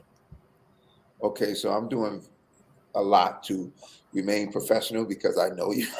So I'm gonna keep it one boy. And I almost called your name. I knew you by a few years ago. I'm not gonna say how many, but a few. But yeah, so I've been a storyteller my whole life. My whole life. I grew up in the era of writing letters. So I've been a writer for a long time. I was raised in Bed-Stuy, Brooklyn. Then my family moved to Liberia, West Africa. And in doing so, I had all of my friends here, my family, and I was writing constantly. And then, I've always been a storyteller. I mean, we've played games, in my house where charades, or whether, we were telling stories, with our bodies, or, all of those games. So when I decided to choose it as a career, I chose filmmaking. But I chose filmmaking not understanding how it's really just a part of being a storyteller. So as a filmmaker, oftentimes people ask you what kind of films you make, and I'm not just a narrative filmmaker, which feature films, when people think of feature films, that's narrative filmmaking. I'm also a documentarian. I make documentaries, I make animations, I'm a voiceover artist as well, so I'm a storyteller, Eartha. And, this, the process of becoming an author was just so simple to me because I'm still writing a story, right? So you write your story beginning, middle, and end. You go back, and they say 95% of writing is rewriting. So you go back in and you edit it and you edit it and you edit it and you get it to an editor, and then you publish it. Like that's the process. It's it's the same process to some degree with the screenplay. You just take that and you get it to someone that can finance it. That's the only difference. In this case, I self-published, and I've done the same with my films. So I've always been a storyteller, and I became a filmmaker when I went to school for film in 1996. When I went back to school for film in 1996 and learned the craft. Wow. So as a filmmaker, who were your greatest inspirations and influences as a filmmaker, and as a author, who were your literary inspirations? So filmmaking is hands down Spike Lee. Like there's no comparison to, I'm not going to say no comparison, but when it speaks to influence, Spike Lee's influence on me as a filmmaker, because he's also a writer, and he's an actor, and he's a director and a producer, and he's from that tribe of whatever needs to be done, we do it. Another amazing filmmaker who's also an amazing writer is Sylvester Stallone. Oh yeah. Sylvester Stallone's monologues are unmatched. Yeah. When that man is delivering that monologue, the words are one aspect of it, and his ability to draw you into it is another one. Yeah. One-liners, he has many of them. So Sylvester Stallone is one of my favorite filmmakers, and those are the two, that's the apotheosis of the game, though, right there, as it relates to creativity. They've been doing it for so long, and they've been so successful at it. But I am also, I support everybody that's out there making films, because that's one of the most challenging undertakings you will encounter, in independent filmmaking. So everybody gets love from me. I'm not the guy, even if I don't like your film, you still get love. But I love so many people who I can name that many people don't know, because I'm in the independent world as well, and many people know the mainstream. So I just give everybody love. From the author perspective, one of my favorite books was The Education of Sonny Carson. And the reason why that was one of my favorite books is because he was close to me, my family. I used to call him Uncle Sonny, right? So it was realistic. the ability to become an author was Mhm. realistic to me. You know, and I know this is a bit controversial, but I'm going to say it. One of the first books I read from cover to cover was Fatherhood by Bill Cosby. You know, Bill Cosby, his ability to create stories, whether it was the television side, whether it was on stage, whether it was the children's stories. We grew up with those stories. And in this particular instance, I'm separating the man from the controversy. But the reality is, one of the first books I ever read outside of a classroom setting that wasn't a comic book was Fatherhood by Bill Cosby.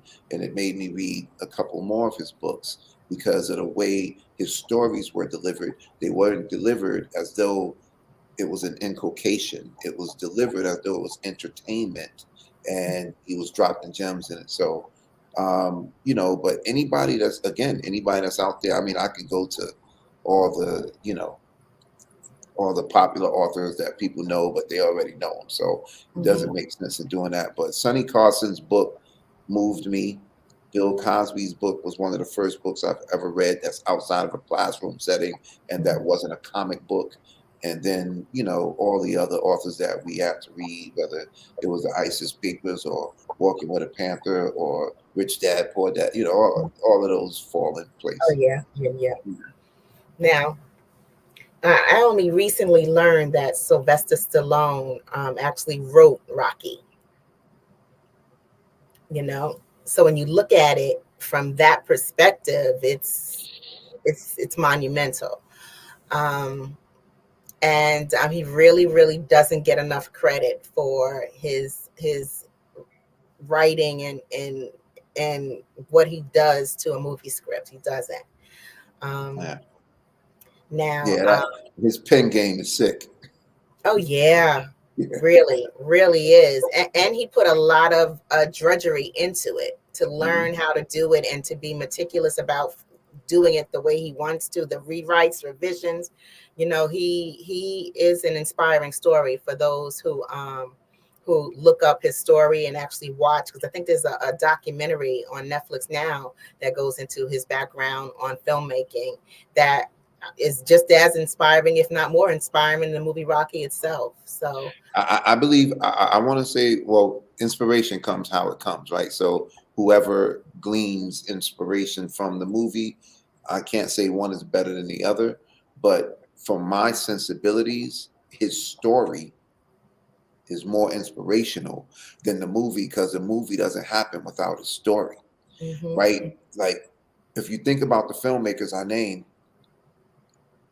they did it in spite of the odds. You know, if you think about the Tyler Perry's, Love Him or Hate Him, Spike Lee, Love Him or Hate Him, you know, Sylvester Stallone, they did it, they bet on themselves. And that's the mentality. The second principle of Kwanzaa is Kuji Chakulia, self-determination. You know, you bet on yourself. And that's the world that I live in. And that's why I say I can name a whole bunch of other filmmakers, but those are the ones who I really lean to because they're also writers. Right. And then Spike Lee was Brooklyn all day. He brought the culture, hip hop culture, to film when hip hop culture was not that popular with anyone outside of it. And then he put us on the big screen and put in all the things that would appeal to us, and those of us who are part of Generation X. He pushed all of our buttons with the language and the phrases and the clothing and the Jordans and the Dookie ropes. He just threw it all in there. And then he said, you know what? I got you college students too, and came back and hit us with School Days. So, you know, he made us visible, as in our generation. He made us visible in a way that we didn't have to. And I'm going to say it this way, and please forgive me. We did not have to pretend to be as sophisticated as those who came before us. We could just be ourselves, do ourselves, and appreciate ourselves as is. And that's why I love Spike Lee's work. I agree with you wholeheartedly, man. I can do a whole piece on the admiration I have for that man and his work. I've had the pleasure of working with him, you know, I several times, and yeah, he had a knack for bringing real life to the screen, and the different levels of real life. So, and the fact that he's a writer, and I say this, I keep saying this because I got to go back to that. The least expensive aspect of the film industry or theater industry or the publishing industry, the least expensive aspect of it is writing. Yeah. Yeah, everything else costs money. Right. No one can stop anybody from writing. Right. So it starts there. No film starts without writing. TV shows don't start without writing. So that's what it is for me. Now, was it a struggle? Because I'm going to say this. I know as a novelist how much of a struggle it is to go from writing a novel to writing a screenplay or even a treatment to a screenplay. It was a struggle. Even when I saw the format, it was still a struggle because I'm passionate about the details and the nuances. Now, for you, coming from screenwriter to novelist, was that a struggle for you, or did it just flow? It just flowed. It wasn't a struggle because I think the formatting aspect of it is more technical when it's a screenplay or a treatment or a synopsis or an extended treatment, all the things, right? So being a novelist, you just write the story, and then there is technique and skill to it, but you just get the story out. And even I'm used to the process because as a filmmaker, I don't edit the story as I'm writing it. I write it. I write it fully, and then I go back in and chip away at it and edit it and then change and amend and all of those things. So I think for me, it just flowed because, I wrote what I know. I wasn't writing a story that I don't know, so I didn't have to do research on it or anything. I just needed to structure it a certain way, but I was used to it. My training from screenplay writing made it a pretty simple transition. Wow. Now, my next question, documentarian. I'm gonna say it this way. I've written a press release about a Black Lives Matter situation that occurred in Temecula, California. And even though it wasn't my child, I was heartbroken writing every word. How was it working with the family of Trayvon Martin and bringing their story to life? And how did you keep yourself upbeat through that process? Because I know that had to have been a rough journey, just dealing with and understanding what they were experiencing as a dad yourself. Wow, it's still a heavy topic to discuss because no matter what we're discussing, no matter the accolades, no matter what, we're talking about a child that was murdered, right? So even to this day, several years later, from the actual murder, several years later from doing a project, as you asking me the question, I'm going back there and realizing that no matter what you do, you handle this conversation with that as the North Star. Like he was a human being, and he was somebody's child. He was two people's child, right? So during that process, it was definitely very challenging. Prior to doing that, I worked on, not as a producer, but I worked on as one of the lead technicians of Time, the Khalif Browder story. Are you familiar with that, Doc? Yeah. So I got cordial with Khalif's mother, Mrs. Browder, And I went to the house where he lived, and I went,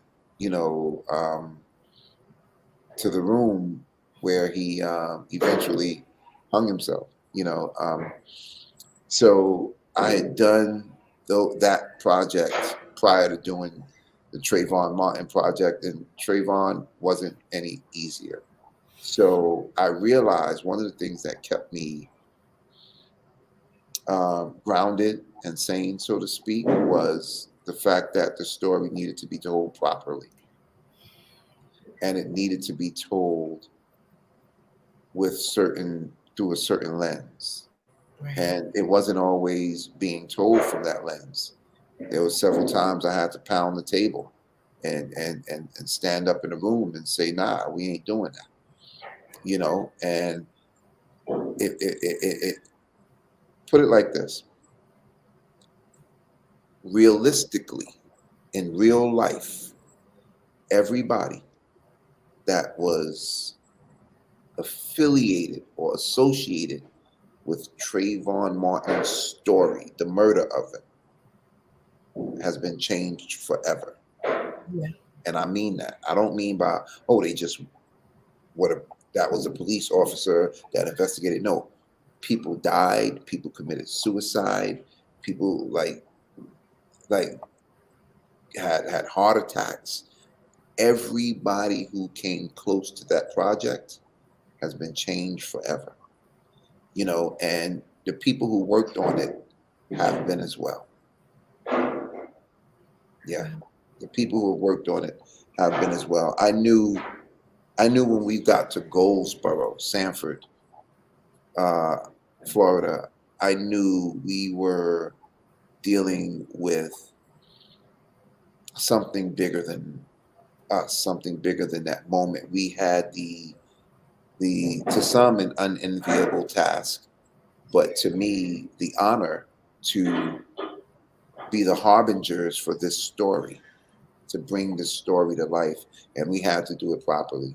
And I believe we did that, and it wasn't easy. But being the only Black producer on the project, I had to keep that as the North Star often.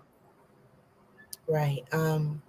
Yeah, because I'm going to say this. When I saw Trayvon in that hoodie, Trayvon was the same complexion as my son, face shape the same, amount of hair on his head the same. My son is always in a hoodie. So I was stunned in following what was going on. I was stunned out of all of the tally, and I call them the Grand Black Tally. Out of all of the tally, Trayvon Martin and Sandra Bland rest with me because they remind me of my own. And it allowed me to see that those, and I'm going to say them as in the powers that be, rather than to assign blame to any one general populace, because there were very specific people that worked this situation into what it was. But they don't understand that these are our babies. They do. They do. There's a reason why if a lion sees a hyena cub, it'll kill it. There's a reason why. They know they're our babies. There's no way you roll up on a Tamir Rice in a park playing with a toy gun in an open carry state, and within 2 seconds, you kill them. Right. Like, they know they're our babies, but they also know that babies become adults. They know that. Don't give them any outs. They know that.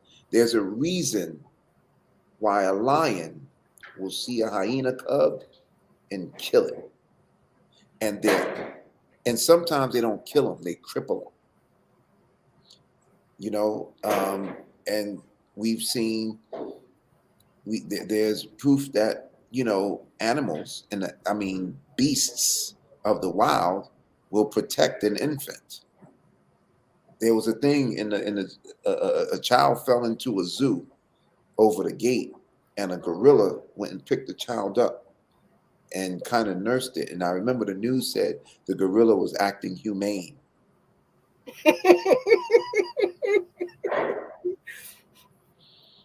Interesting choice of words, right? The gorilla was acting humane, right? But human beings are the only animals that allow their logic to supersede their instincts. The gorilla was acting instinctively, right? And so yeah, they know full well. And when you interview some of them folks, you understand that they know full well. We had to bifurcate our production team because we had to have whites and blacks because we didn't want black people going to visit the racist people so they could give us the full stories. So we sent the white team in there so they could talk, oh, them niggers and them. Oh, absolutely. It's Florida, baby. They call it the armpit of the country. It's right in the panhandle, that Florida armpit. Yeah, and yeah, we had to bifurcate our production team to send the white crew to one side and the black crew stay back sometimes so we can get the true story because they know exactly what they're talking about. Wow. So what was it like filtering through that footage? Oh, that was the simple part. Filtering through it, I was taking notes during shooting. I took a lot of notes during shooting and stamped them, and stamping meaning with time code. And so when we got back to the edit suites, they requested my notes and someone else's notes, and then the editors have a great sensibility of storytelling, and the directors are editors as well. So the directors was really good with pulling that together. But sifting through the footage was fine. Listening to it over again was fine. But being in the moment and listening to it was challenging because we had people retelling the story. One of the stories, here's a story that someone can do a multi-level documentary on. Rachel Gentile. Rachel Gentile was Trayvon Martin's friend. She was the one that was on the phone with him. That girl's story, I hope that I can bring that to life. I hope that I can bring that to life because the way she was handled and mishandled and treated as a hostile witness, the first time. So initially when they call, I don't even know. Should we go into this or are you gonna switch gears? Because this is a whole world of its own. Let's switch gears. Yeah. Because this is getting deep spaces, deep water, and all right. So let's circle back to your independent publishing journey. That like for you with all of your experience in filmmaking, which is totally familiar, entering into the new space of books and publishing and design and having a vision for your work and making sure your work as an independent publisher meets your vision. Yeah, well, so it's an interesting story because again, Spike Lee, Sylvester Stallone, people who bet on themselves, Tyler Perry, those are the people who I admire as filmmakers, right? So it's the same in the book journey. So when I was writing the book, when I was getting to a place when the manuscript was done, and I was doing all the stuff to get it wrapped in a nice little bow. I spoke with friends. I spoke with people who had books published through some of the larger publishers, and all the stuff they told me, was basically saying, dissuaded me from going with a publisher because they was telling me as a first-time novelist, you'd be lucky if you get 20 grand up front, and then, they'll sell your book, and once they get their 20 grand back, they'll drop the price and it'll be selling for $2 at Walmart or, so a friend of mine broke it. So several people told me that the money that they would give me was so minimal that I was like, I can get that myself. I don't need them for that. So a friend of mine told me his journey went like this. he said, so this is what they do. The big publishers buy books in bulk, right? So it costs less. So if they buy 10,000 books, right? I'm just giving round numbers so the math is easy. If they buy 10,000 books at $1 a piece, if you buy 5,000 books, it'll probably be at $3 a piece. Independent publishers not even buying 1,000, right? They might be buying 500, depending on the event or whatever. So those books cost more. They're like $4 or $5 a piece, right? So an independent publisher will buy books at 10,000 a piece. They'll give you a $20,000 advance to sell, to bring you on, right? If they sell 2,000 books for $10 each, they made their money back. Now they're looking for they made the money that they gave you. Now they're looking for the money that it cost them to print it and edit it and all that stuff, right? So they may sell 2,000 and now they got an extra 20 grand. So now they're in the black. They're good, right? They made their money, right? Now they got 6,000 books left. Well, if Ta-Nehisi Coates drops his book and Michelle Obama drops her book and you're selling to black people, they may just say, you know what, you have no wins there. So what they do now is they drop the price of your book for $1.99 or $2.99, and then everything else that they get now is gravy because they already made their money back. And then they got to get rid of the storage space because your book is also taking up space wherever they're storing your book. So they get it out of their rooms and into the shelves. This what was told to me. So even if they sell those next 6,000 books for $3 a piece, that's an additional $18,000. So if they believe in you, then they won't do that. But if they don't know you and they don't believe in you, so they'll do that. And what happens is when you're on these panels and things of that nature, you're dragging your books around. Can you say that part again? If Michelle Obama, like if because she dropped her book around the same time that I released mine, you know what I'm saying? But I wasn't tracking who was dropping. But if Ta-Nehisi Coates and Michelle Obama or whoever, if Jay-Z drops his book, then they consider yours a loss, right? Because the money, the $20 that people are going to spend on a book, is not coming to you. It's going to Jay-Z or Michelle Obama or Ta-Nehisi Coates, right? So what happens is now you're touring, traveling with your books in tow, and as your books are in tow,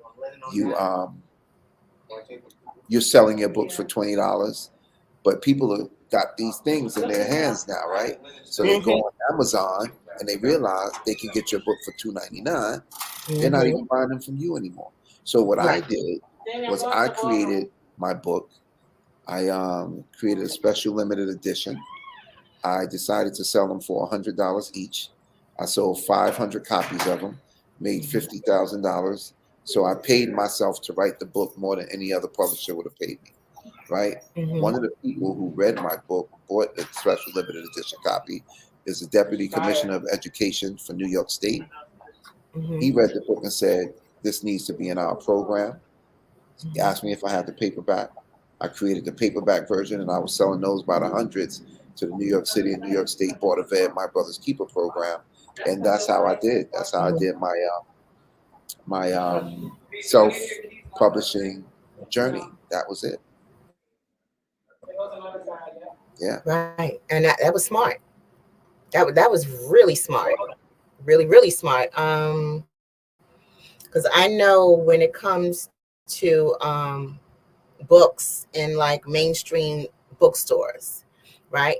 Not only is that one independent author, or that let's not even say independent, that one debut author, debut novelist, not only are they competing against everyone else in the genre, everyone else in African American books. So they're competing, like me, novelist, women's fiction. I'm competing against women's fiction. I'm competing against African American books.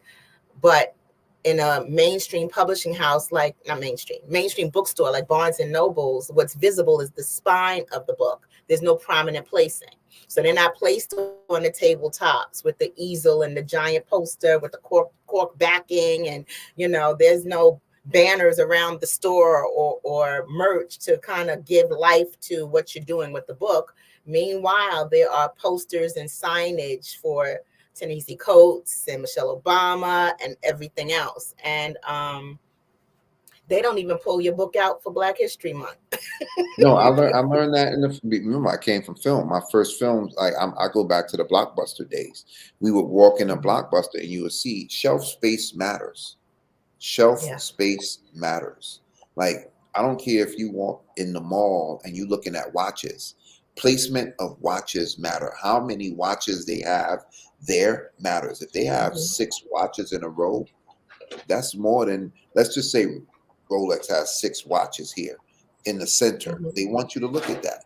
If they have 2 Guess watches over here and 1 Michael Kors over here, it's not that Michael Kors don't have 6 watches, that he's not getting the shelf space placement that Rolex is getting. It's the same with movies. When we were at Blockbuster, it was the same, and it's the same with books. Your placement goes to where they believe they can make the most money. And if they don't believe in you, or if you're not selling the way the others are selling, then you're just not gonna get the visibility. So what I did, the only place you can buy my book other than with me is in the places that I placed them.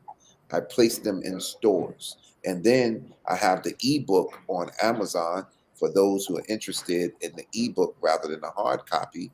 But I placed them in some of my friends' stores and they sell from there, and then I sell them myself through my website. And right now, everything I get now is just extra because when I first sold the first round, the first 100, the first 500 for $100 each, I was good. Everything else is gravy, and now I'm going into schools and speaking to, I've been doing speaking engagements with schools and speaking about the book because apparently it was good. Somebody liked it. So, I'm benefiting from that still. I have a speaking engagement coming up about the book, a paid speaking engagement about the book to a bunch of high school students. And so I just wanted to bet on me. And the unfortunate thing is I dropped a special limited edition book during COVID in 2020. I didn't expect COVID to happen, but the books were on the way. They were, and I sold them then. It took me a little longer because of COVID. Some people were getting laid off and money was funny.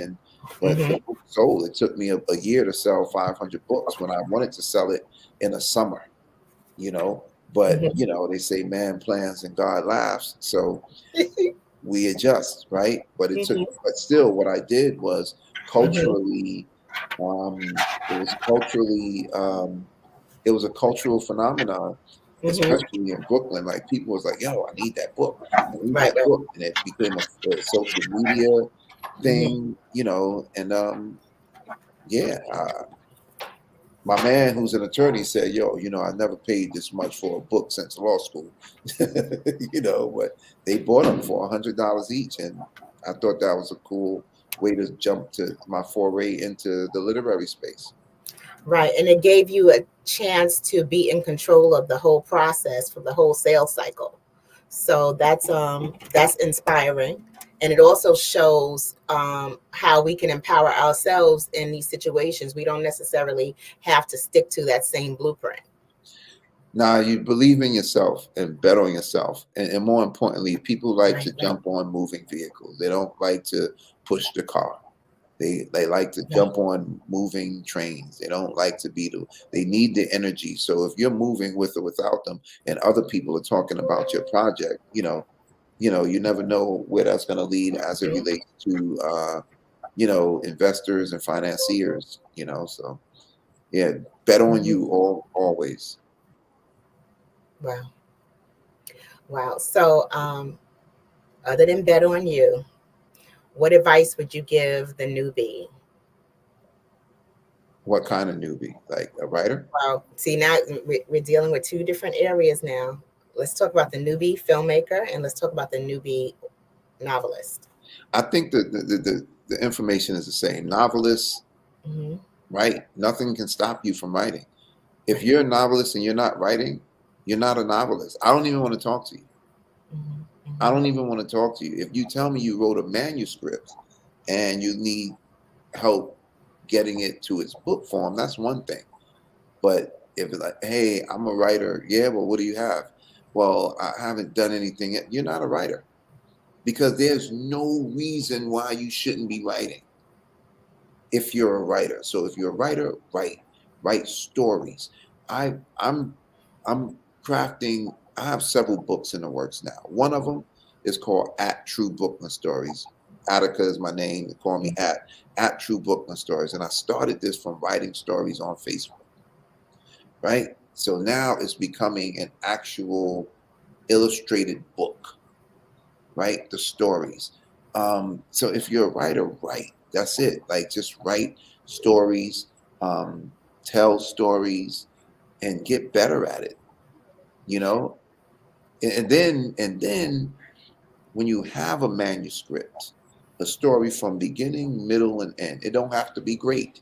Write bad stories. Just write. And then it's interesting because as a producer, I'm switching gears here. I did a master class with David Mamet. I produced David Mamet's master class, and he spoke about writing and writing bad stories. Just write. That's my information for writers. Filmmakers, just make movies. Mm-hmm. You know, use this. Right. Make a movie, shoot a scene, get your friends together. You know, shoot a comedy scene, shoot a drama scene, shoot the squirrels in the park, and edit it. Edit that. Shoot birds. You know, and tell a story. Like I'm a storyteller. Mm-hmm. Like if on my website, there's mini documentaries, there are trailers for full documentaries, there are short films. They're like I'm a storyteller. I'm a creative director for an ad agency. You know, like there are no bounds to what stories I can tell. You know, here's the last thing. It's almost like the Nike thing. Just do it.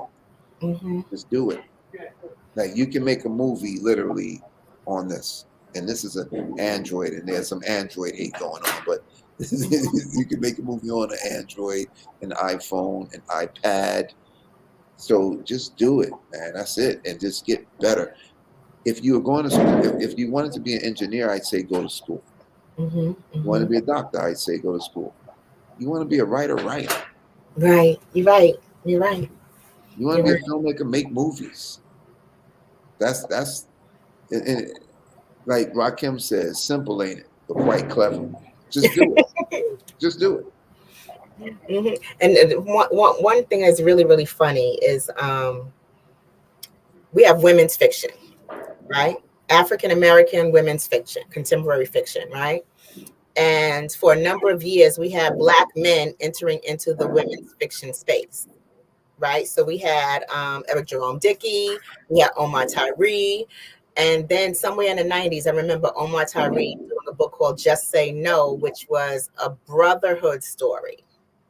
What do you mean entering the women's fiction space?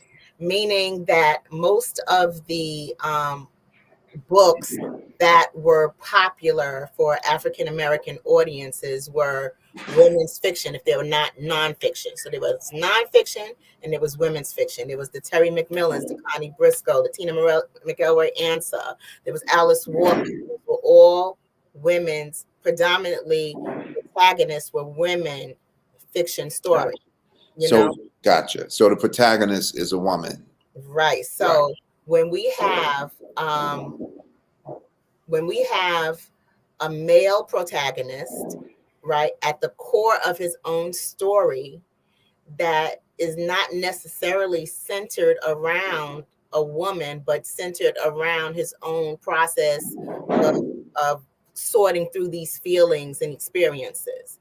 And then we have that told from a male perspective, from the perspective of a Black man telling his truth or bringing his own truth, even if it's through the voice of another character.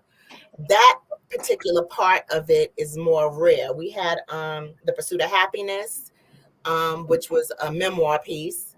And then there was also 10 Seconds, I believe it was called, which was a piece about a track star and dealing with his track journey, sports journey, and also parenting. So I think that just like we have women's fiction, we need a category or genre of Black men's fiction. What do you think? What are your feelings on that? I respectfully disagree, my friend. I just think we need stories. We need fiction. We need nonfiction, and let the chips fall where they may. Like, I don't need to be lured to a woman's story because the title of the genre is women's fiction. If I see a riveting book cover and I pick it up and turn it over and read the synopsis, then I mean, like we why get so granular with it? I mean, it's a story. Like, like, just, it's a story. I don't know. Maybe I'm looking at it from a myopic perspective, but I believe women are great writers, men are great writers, women have great stories, men have great stories, where men are the protagonists and the antagonists, and women are protagonists. And I just made a movie about a woman and a man. It's called Sins of the Father, and it's gonna come out in 2024 for its festival run. The lead character was a woman. It was about her relationship to a man, her father, but it was about a woman. And like, I don't know. I know in some cases the sensibilities of women are more appropriate than men, and in some cases the sensibilities of men in certain stories are more appropriate than women. Like, there was a time when I could tell whether a woman directed a sex scene or a man in a movie. There was a time I could tell. Men were more like abrupt and like wild out. Women's were more soft and intimate, and I guess men caught on to that, and so did women, and they started adjusting. Men started being a little more soft, and it's like you can always tell when a man directed a sex scene at one point. So I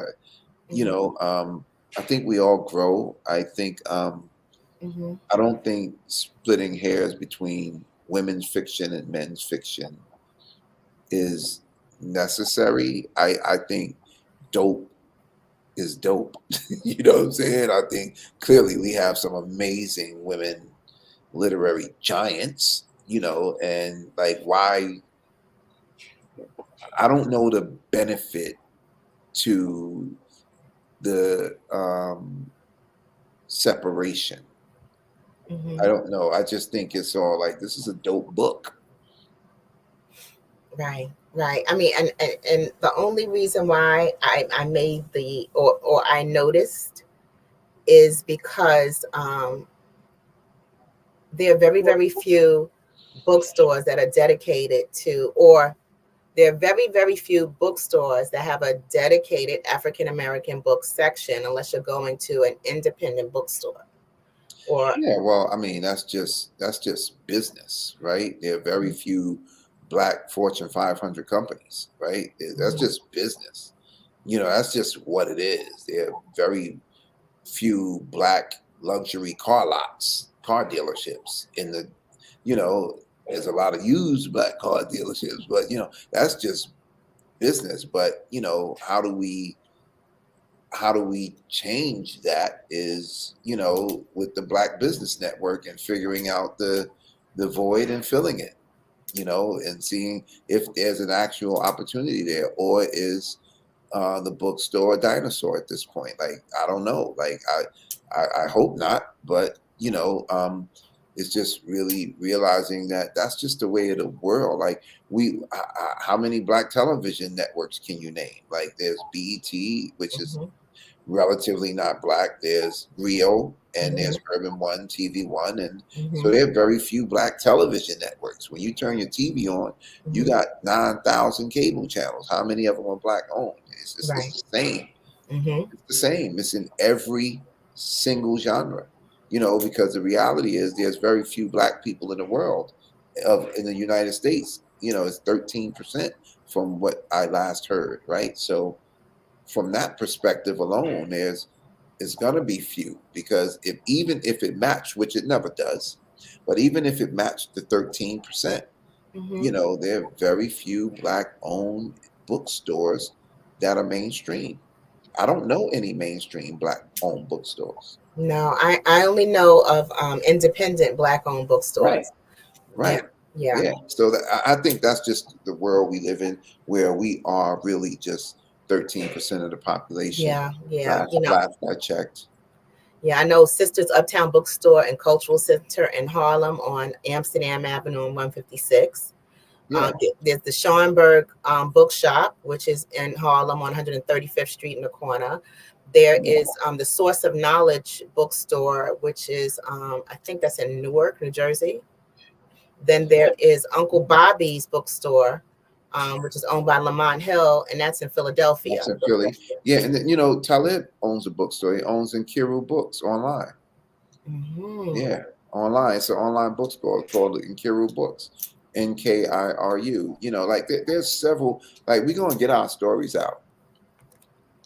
Mainstream ain't always the end goal. You know what I'm saying? We're gonna get our goal is to get the stories to the people. You know what I'm saying? Our goal is to get the stories to the audience.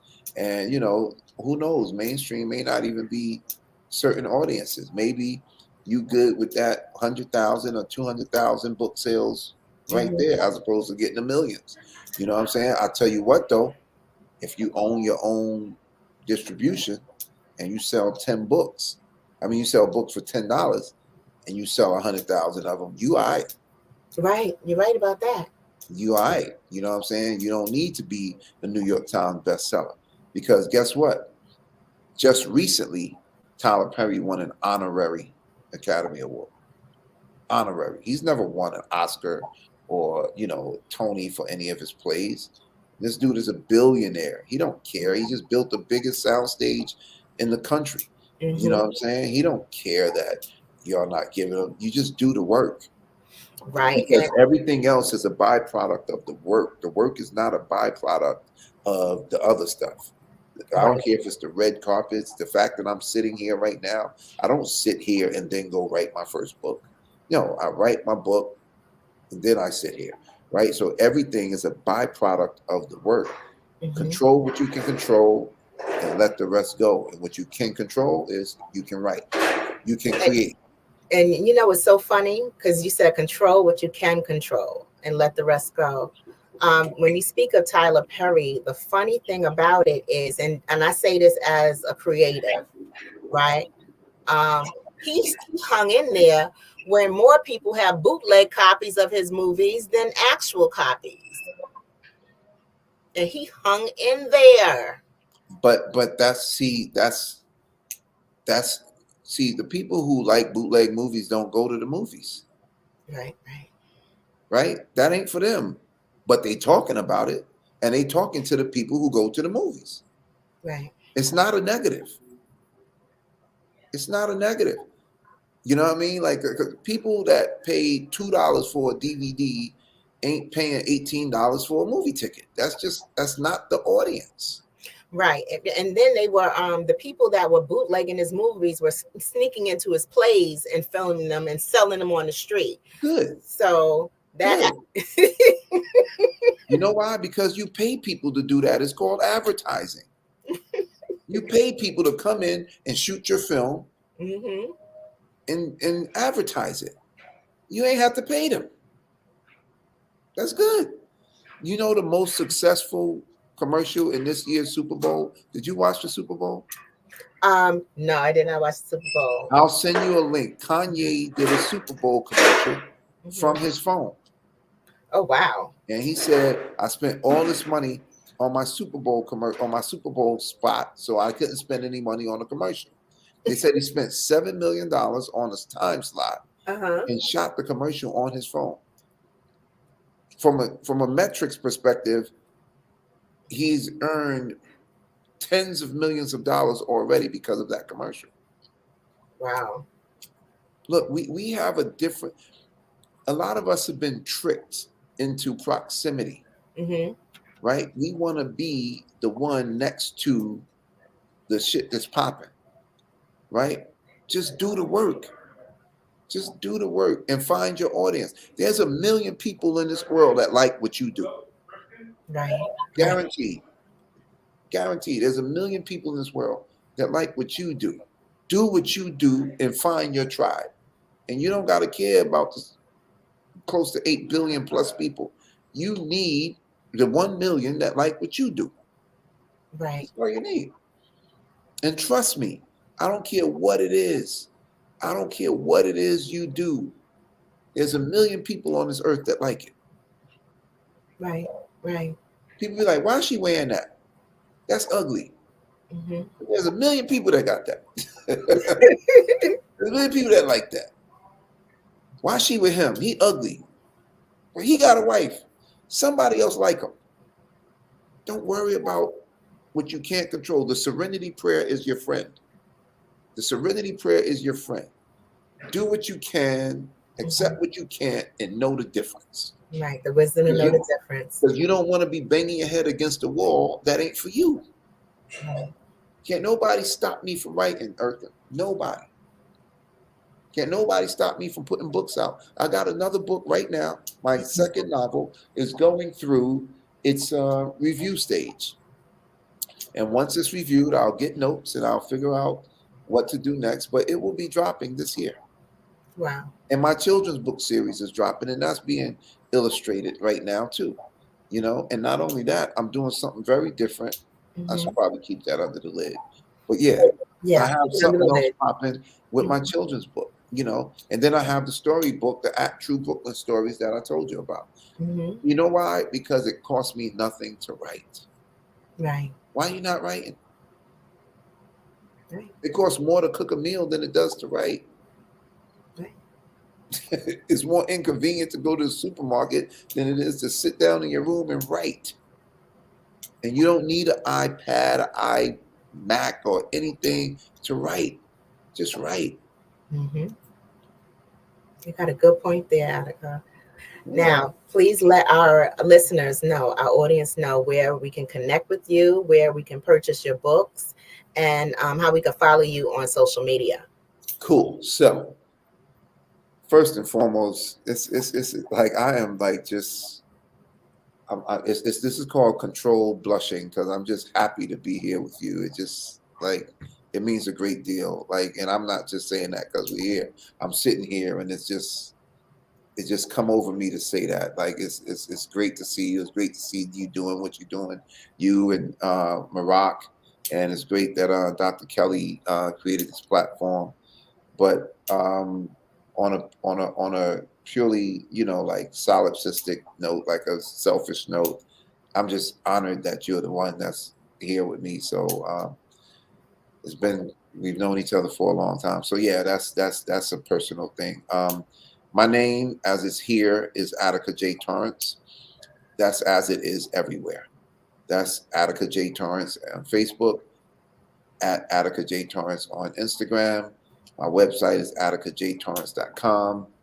I'm Attica J. Torrance everywhere. On my website, there's a tab called At the Top Publishing, which is my publishing company. And that's my nickname turned into an acronym, ATT, At the Top Publishing.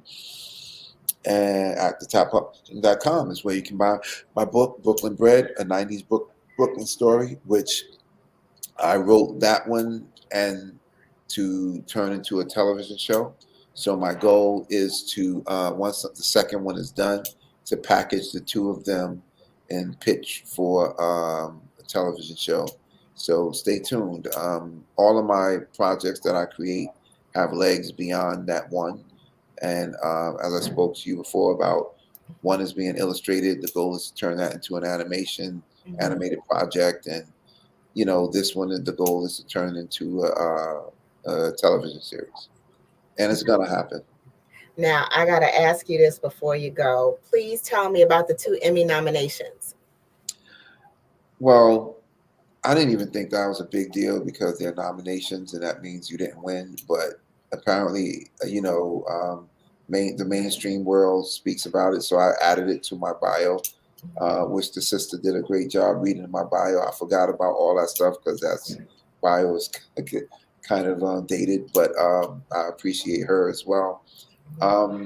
It was for the Trayvon Martin docuseries. We went to the Emmys and the New York the Emmys at Lincoln Center, And the project that beat us, you know, I don't.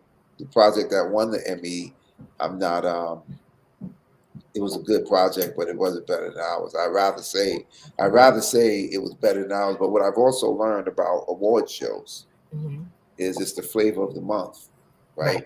So if you make the best documentary, let's just say you make the best documentary about, you know, a man overcoming odds, right? If the flavor of the month in that particular moment is Black Girls Rock and Women's Power, that women's doc is going to beat yours. If the flavor of the month is global warming, then that global warming doc is going to beat yours. You know, like if the flavor of the month is homosexuality, right? We want to put a beautiful light on homosexuality. Then that documentary about that gay couple navigating this world, they're going to win because that's just the flavor of the month. That's what I've learned about these award shows. Like whatever the flavor of the month is, typically wins, unless of course there's some quid pro quo involved. Unless like somebody is paying for, you know, like and you know, and they pay in different ways. Like for instance, this is totally hypothetical. I didn't hear this, but if they want Jay and Beyonce to come to the award show because that boosts the level of the awards, then Jay may say, I ain't coming because I ain't winning nothing. And then all of a sudden, Jay and Beyonce will win an award. I'm not saying they did that. I'm just saying, but that's how the game is played. So when I looked at it and I was like, you wanna, if you don't win it, you wanna say, yeah, I can see that one winning. But when you win it to something that you're like, that was just a different story, as opposed to speaking about a white man killing a Black child, you know, you're just like, eh. So we was nominated, I believe, for best documentary, and we was nominated for best editing or storytelling, something like that. 2 nominations in the same exact Emmy. I don't remember which number it was, but we won a Television Academy Honors Award for that. I've also won Telly Awards. I've won BET Lens on Talent when the BET was doing their Lens on Talent thing. I won a award for a film that I made in 48 hours, and I won several film festival awards over the years. So, but that was from an accolades perspective, the Television Academy Award and the Emmy nominations tend to ring bells in some rooms. Now, there are the accolades, there are the awards. What resonates most with you of your creative art, your vision, your work, and your process? The fact that I've locked into who I am and what drives me, and I'm not chasing what drives others. There's a word called hackseity. It's HAECCEITY, and it basically means that thing that makes you you, right? That unique thing that makes you you, that snowflake thing that there's no other, that fingerprint thing, right? So once you tap into that, for me, when I was able to tap into that and just create and tell myself yes, when I think something, I do it. Just that simple. I wasn't an author in 2018. I wasn't an author in 2019, but I was a writer. I became an author in 2020 because I said I wanted to. I started a clothing line in 2020 because I said I wanted to. You know, I made another movie in 2020 because I said I wanted to. I produced and was a voice for a documentary, Vacant Not Vanquished, because I wanted to. Like I tap into that thing that makes me me, and that thing that makes me me keeps me going. And that's when I was able to really, you know, silence the noise and put the blinders on, and just move forward. I'm always writing. I'm always writing. So, something is afoot at the moment, like I'm always writing. And as soon as I'm done with one project, I'm on to the next because, these ideas don't stop. So I forgot the question, but I was on to something, but tapping into that thing that makes me me. I wish everybody could do that sooner. Right. Right. Sooner. Right. Like it took me quite some time to do that.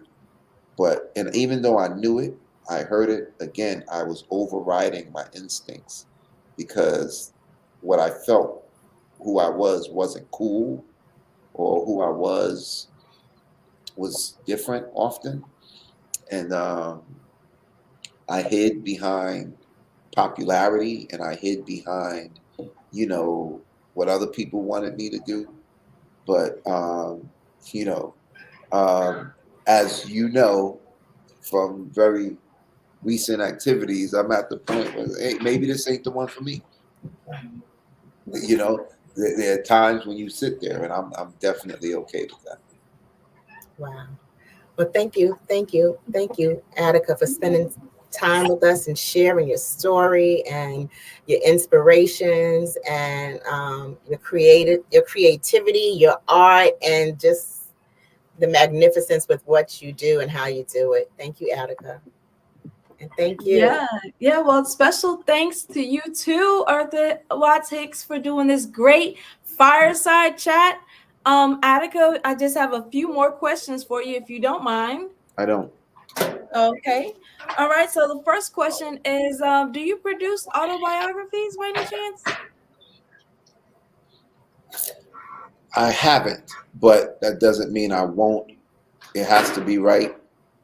Okay. But autobiography, meaning there's a book written and produce it into a visual medium, television or film? Yes, that would be correct. I totally can. I just haven't. You just haven't done it. Okay. I haven't because it hasn't come my way.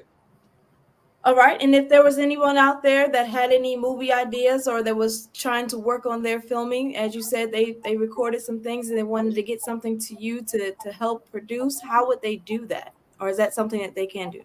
They can if they have a budget attached. Okay. Yeah, there's absolutely no reason to get it to me if you don't have a budget attached, because I'm a writer as well, and all of my resources are going to make my movies. But if you have a budget attached and you want it produced, then we can do that. Okay. All right. And then my last question, because you were talking about the hexicity, is that what you had said? It's called Hackceity. It's HAECCEITY. HAECCATY? EITY. EITY. All right. Yes. So what would be, I guess, your advice or like a tip that you may have for someone that is trying to find or hone their Hesedi? Sit in your discomfort and become comfortable with it. Sit in your discomfort and become comfortable with it. Yeah. All right. Well, you have put out. There's some moments that you want to move because you're uncomfortable, but sit in it and then be real with you. Because when you sit in it, then you can assess it and you can say, why am I uncomfortable? Mm-hmm. And you got to be real with yourself, because that's how you learn what works for you. You may have fear of missing out, but why? You weren't invited to the party. Why? Why are you mad? Why does it bother you? Right. Sometimes you sit in that space, sit in your discomfort and be real with yourself, and have a clique around you, whether it's your relatives. It don't have to be a big one, that you know will tell you the real. Sometimes it's you, but sit in that space, and when you become comfortable in that space, become comfortable in uncomfortable situations as well, because life is not always, you're the most important person in the world to you. There you go. You ain't the most important person in the world to me. Like you're the most important person in the world to you. So you got to come to grips with how you can be, how what you need is on the forefront and primary in how you get that, right? Because I'm not thinking about what you need and how to make you happy always. If your happiness doesn't coincide with my comfort. That's true. Right? So you need to figure that out. And I figured it out for me. I learned years ago that there are only 2 rules in life. Life is simple when you play by the rules, number 1. Number 2, you get to make the rules. Right? Earth's rules may not work for me. Your rules may not work for me. And mine may not work for you. But you got to figure out what works for you. And that's when you tap into that thing that makes you you, that no one else can do. And you gotta love that. You gotta love that shit. You gotta sit in there and love it. Now, I have one question, just piggybacking off of that, because now the books that have made our lives rich, like enriched our lives, like Invisible Man, books by Toni Morrison, by Walter Dean Myers. These are the books that are being banned. Alice Walker. These books are being banned. How do you feel, number one, having experienced the value of storytelling growing up, how do you feel about books now being banned that influence our culture and who we are? I'm surprised it took this long. I'm surprised it took this long. That's it. Like, again, remember when you said they don't know that, or something along the lines that I'm paraphrasing, but that's a child? Yes, they do. And they know that child will become an adult. That's why they're banning the books. That's why you say the Pledge of Allegiance. That's why you sing a part of the national anthem. A Pledge of Allegiance there's a reason why people said it every time when they went to school. That started in boarding school. It started in boarding school when they took Native Americans and put them in the school, and it was their quotidian inculcation for them to say that every day. I pledge allegiance to the flag of the United States of America. There's a reason why they did that. I'm surprised it took this long. Wow. That's it. I'm never surprised that racists are racist. I'm surprised that some people don't realize that they're walking amongst racists. That's what surprises me.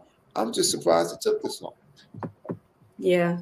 I'm not surprised at all. There's a reason why they say Black women have a higher pain threshold. There's a reason why, medically, Black women have a higher pain threshold than white women. There's a reason why they say that. There's a reason why Black death during pregnancy is higher than other people. That's not hereditary. That's blood pressure. High blood pressure is not hereditary. Your habits maybe, but it's not. That doesn't pass down. There's a reason they tell us these things. All of these things is real. I don't know how long it's going to take for people to see. You got to realize where you are, and you got to realize why someone like George Zimmerman can get off from killing Trayvon Martin. You got to realize why that judge can put Khalif Browder in jail for no reason and get off. You got to realize why all of these things happened. And when you realize why all of these things happened, then you act and move accordingly. I'm not surprised that they're doing that. I'm just surprised it took this long. Yeah. And it didn't even take this long. It's just the flavor of the month. This is the topic of the day. Meaning, if someone did a documentary on that, it might win an Emmy. Topic of the day. That's the topic of the day. They banned books long ago. Yep. But they just didn't do it this clamorously. It wasn't this loud. but you have this guy, the Satan, is down there just because he understands. This started when people don't realize. This started when Barack Obama was running. Mm-hmm. Barack was on stage, Hillary Clinton's on stage, and I believe the dude's name was Howard Dean or something like that. I think he was running with them. I forgot the white dude's name, but it was him, Barack, and Hillary. And he said, "Look at me. The world is changing. I am no longer the majority." He's talking about him, the white man, sitting next to a white woman and a black man. All this stuff has been brewing. I'm never surprised that, racist people do what they do. I'm always surprised that other people are surprised that racist people are racist.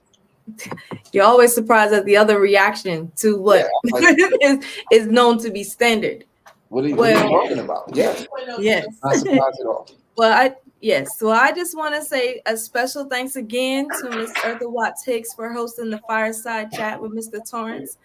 And thank you, Mr. Attica J. Torrance, for coming on the show. Dr. Kelly, really appreciate you spending the time. And he would like to say thank you, express his appreciation and his thanks to you as well.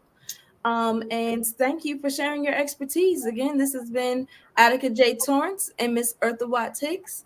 It's been my absolute pleasure, and I love what y'all are doing. I'm glad Dr. Kelly is doing this. I'm glad you're doing it. It's a beautiful thing. So I'm looking forward to see what you have, what comes from this and all the other things you have going on. So. And I thank Mirak for having me as well. Yes, I let her know. Yes. Oh, well, thank you. Well, genius is coming, and I'll see you on the other side. Thank you, guys. It's been awesome, Jules. All right. Well, thank you for joining us on a literary edition of the Black Business Olympics. The Black Business Expo's mission is to raise funds for high school seniors going to college or K-12 entrepreneurs. This expo is a fundraiser for students. You may go to www.blackbusinessexpousa.com to donate to the scholarship fund, or you can use your Cash App, as it says on the screen below, $BBXUSA. Our goal is to give laptops and up to $5,000 to 10 students. Students can register online at www.blackbusinessexpousa.com. Every dollar counts, so we want to remind you to donate to the scholarship fund. We want to thank our Black Business Expo USA sponsors for February 2024, NC-100, Moody Capital Partners, Suede Soul, The Hello LLC, Lotus Rich Coaching and Training, Carolina, Virginia Minority Supplier Development Council, Step Management, Barbara H. LLC, 5-Star BDM Media, Margie McLean Foundation Incorporated, Genius is Common, Earth Essentials, Malaine Shanai Global, Executive Women's Success Institute, The Quality Coaching Company, Superwoman Business Services, Creative Force Studios, Lee Entertainment, Artistic App Design, Black Business Expo USA. Genius is Common, and I'll see you on the other side.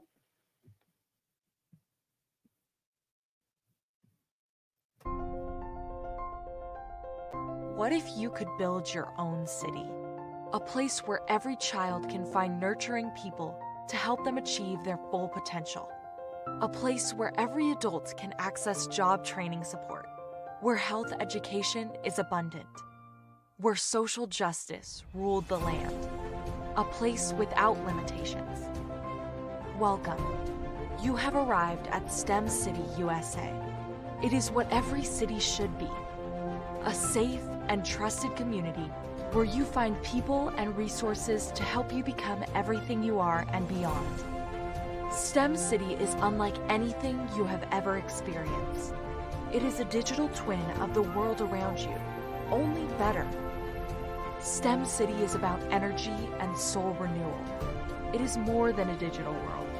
You can almost feel the power of live cultural events, music, and theater. STEM City promises a better future for children with caring mentors and hands-on activities with dedicated tutors to support our youth. STEM City is your passport to a healthy lifestyle with weekly events addressing our community's many issues. STEM City is your financial well-being with helpful information on wealth management, career advancement, job training, and so much more. STEM City is the community you deserve. It is the city where your dreams can come true. STEM City USA, a place in the sky that is accessible to all who reach for the stars.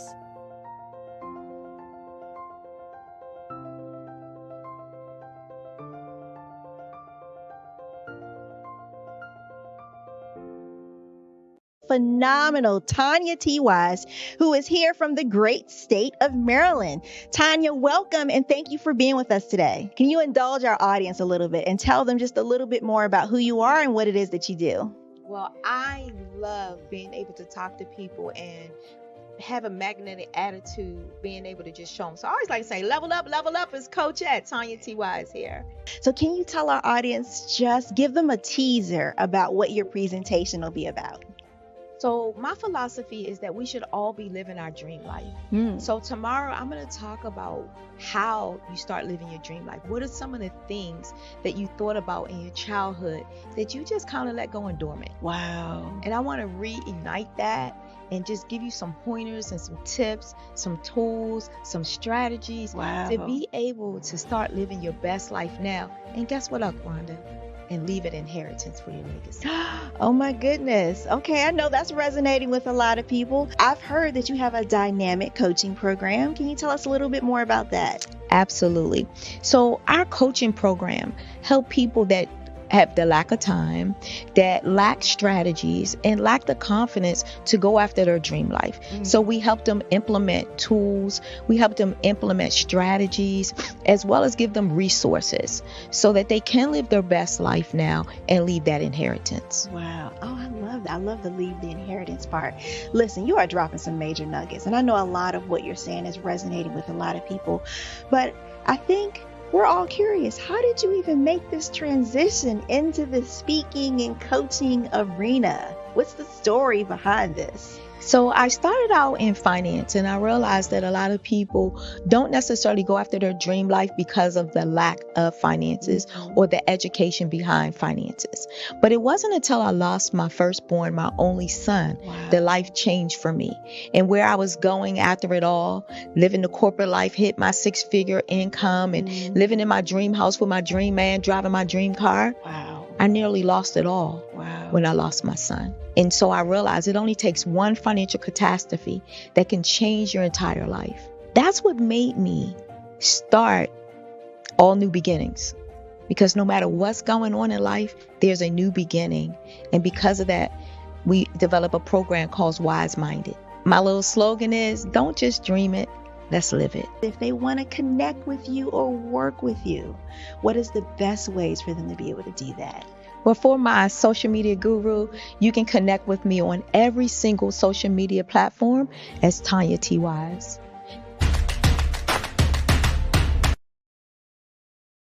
I was born in a little village on the island of Haiti.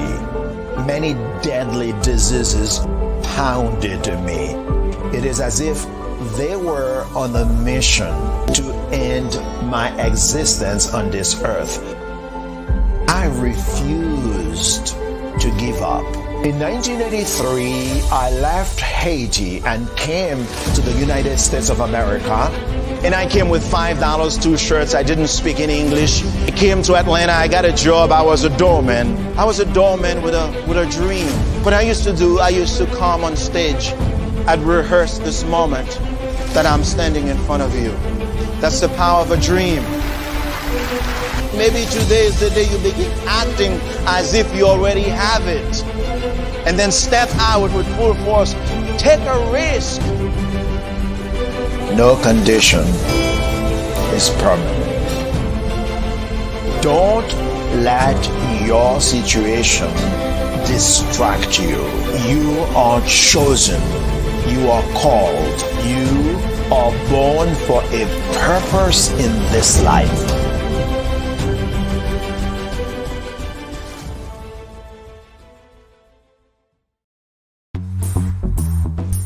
Attention all entrepreneurs and companies. Are you looking for reliable and efficient virtual assistants and back office support to help you manage your business tasks? Look no further than Superwoman Business Services. Our team of virtual assistants provides a full range of administrative support services, including operations management, social media marketing, and much more. We also offer website design services to help you create a professional online presence that reflects your unique brand. In addition to administrative support and website design, we offer business development and structuring services to help you grow your business and achieve your goals. We'll work closely with you to identify areas of improvement and develop a customized plan to help you reach your full potential. At Superwoman Business Services, we understand that running a business can be overwhelming and time-consuming. That's why we're here to help you fly high and achieve success. Our virtual assistants are highly skilled, experienced, and dedicated to providing you with the support you need to thrive. Come fly with us and take your business to new heights. Let us help you become the superhero entrepreneur you are meant to be.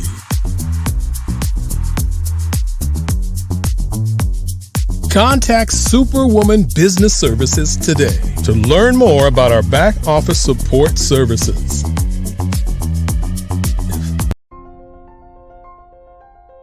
What if you could build your own city? A place where every child can find nurturing people to help them achieve their full potential.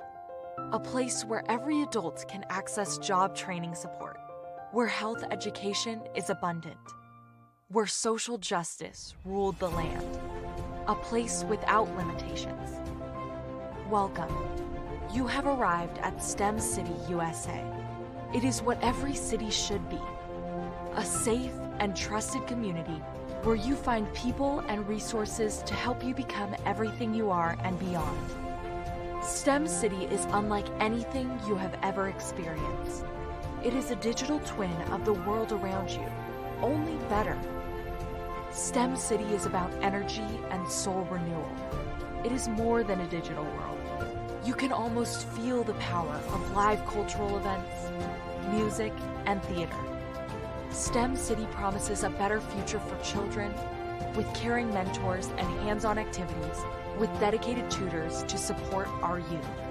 STEM City is your passport to a healthy lifestyle with weekly events addressing our community's many issues.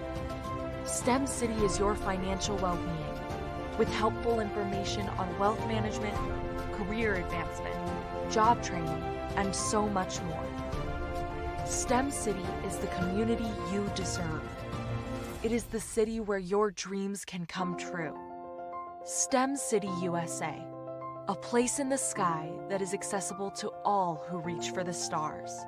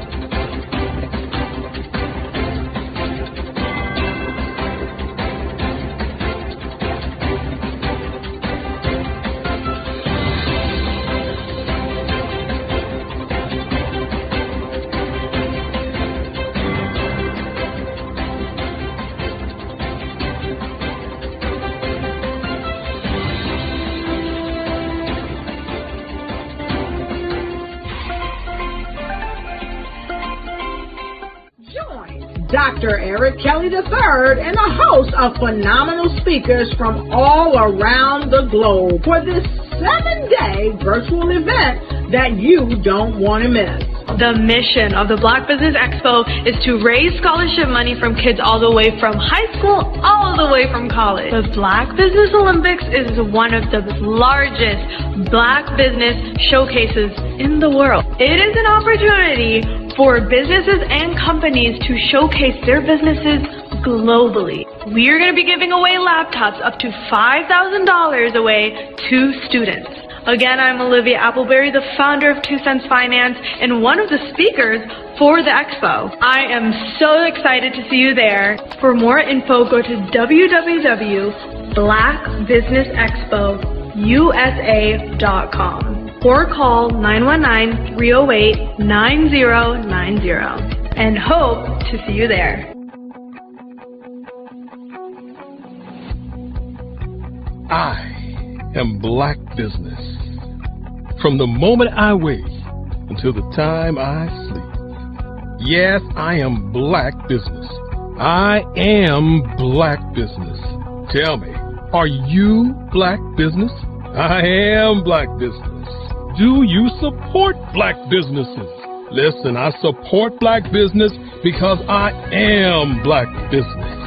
Black Business Expo, one of the largest business showcases in the history of Black business in the world. The world! Sign up today at www.blackbusinessexpousa.com or call 919-308-9090. I am Black business. I am Black business. From the moment I wake until the time I sleep, I am Black business. I am Black business. Are you Black business? I am Black business. Do you support Black businesses? I support Black business because I am Black business. Black Business Expo, one of the largest business showcases in the history of Black America in North Carolina. Sign up today at www.blackbusinessexpousa.com or call 919-380-9090. I am Black business. I am Black business. From the moment I wake until the time I sleep, I am Black business. I am Black business. Are you Black business? I am Black business. Do you support Black businesses? I support Black business because I am Black business. Black Business Expo, one of the largest business showcases in the history of Black America in North Carolina. Sign up today at www.blackbusinessexpousa.com or call 919-380-9090. I am Black business.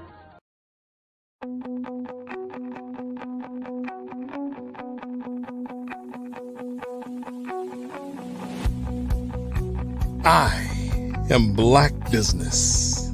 From the moment I wake until the time I sleep. Yes, I am Black business. I am Black business. Tell me, are you Black business? I am Black business. Do you support Black businesses? Listen, I support Black business because I am Black business. Black Business Expo, one of the largest business showcases in the history of Black business in the world.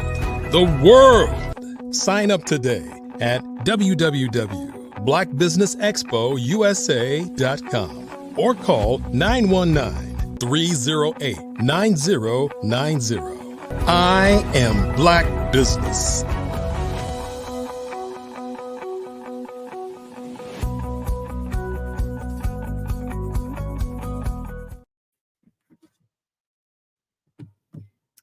Hello, hello, hello. Good afternoon, business owners, entrepreneurs, thought leaders, and corporations. Welcome to the Black Business Network. My name is Carrie Jackson, and I am your business moderator for this afternoon on the Black Business Network. The Black Business Network is a 24-hour business network showcasing Black businesses, business owners, entrepreneurs, and thought leaders worldwide. We have speakers from North Carolina, California, New York, London, Singapore, Africa, Japan, and cities all over the United States. The Black Business Network is a global community sharing its business knowledge to empower, inspire, and educate businesses about business. This week, we are hosting a literary edition of the Black Business Olympics, showcasing writers, authors, speakers, publishers, agents, and literary enthusiasts. Our next big speaker is Dr. Barbara Wright, the architect of dreams and funding maestro. Dr. Barbara Wright is the visionary founder of Certified Dream Builder Incorporated. It's a distinguished figure in grant writing, fund development, and educational training. With over 20 years of expertise, she has become an instrumental force in securing substantial funding for a variety of entities, amassing over $150 million in grants. Her career spans influential roles such as program manager for Housing Authority of Kansas City and grant manager for Kansas City Public Schools. Dr. Wright's innovative contributions to the field include the 1 Hour to Grant app, the Hour to Funds budget scaling app, along with her acclaimed Canvas grant writing system. These tools reflect her dedication to efficiency and effectiveness in grant writing. Her educational prowess is showcased in over 30 developed courses and their accompanying curriculums and workbooks covering essential grant-related topics. As a holder of a lifetime Missouri certification in business education, a bachelor's in business administration, a master's in education curriculum and instruction, and a PhD in religious education, Dr. Wright stands as a beacon of knowledge and inspiration. She is not just a grant writer, she is a transformational mindset motivational speaker, inspiring organizations to achieve their highest potential. Join Dr. Wright and the Certified Dream Builder Incorporated on a journey to visionary ideas and to funded realities. I present to you Dr. Barbara Wright.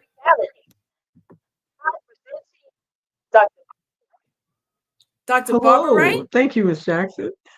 Oh, you are welcome, and genius is coming. Yes. I'm going to see you on the other side. Share your genius.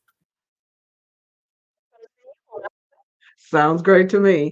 Hello, all of my asset millionaires. And I call you an asset millionaire because that is what you are. All of us have been given gifts and talents, and it's how we use those. We might have been born poor, but you don't have to die poor. It's the birth might be your fate, but how you go out is by choice. So it's whatever choices you are deciding to make that's going to decide whether or not you are that asset millionaire. You were born with everything that you need to succeed. So the books that I write are my certified dream builder books, which helps build your dream in nonprofit and for-profit organizations.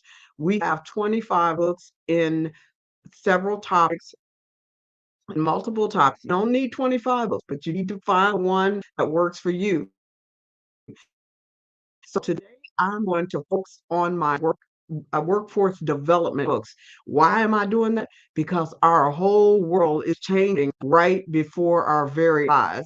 And as I'm seeing our world change, even one of my payment platforms changed this week and came up with a different wallet style that I was blown away with, made me know that I need to learn more about the digital currency. I know a little bit. I'm invested a little bit, but I need to learn more about the digital currency because it's some pages. So as we have all of these changes coming up, our whole world is changing. So we need to be on top of what's happening. So I have about 4 areas that I would like to address today that are in my book called Workforce Development, grant writing for workforce development, finally made easy. We have lots of information in the book so that you are not having to do this research yourself. It's already done for you. That is my book number 6.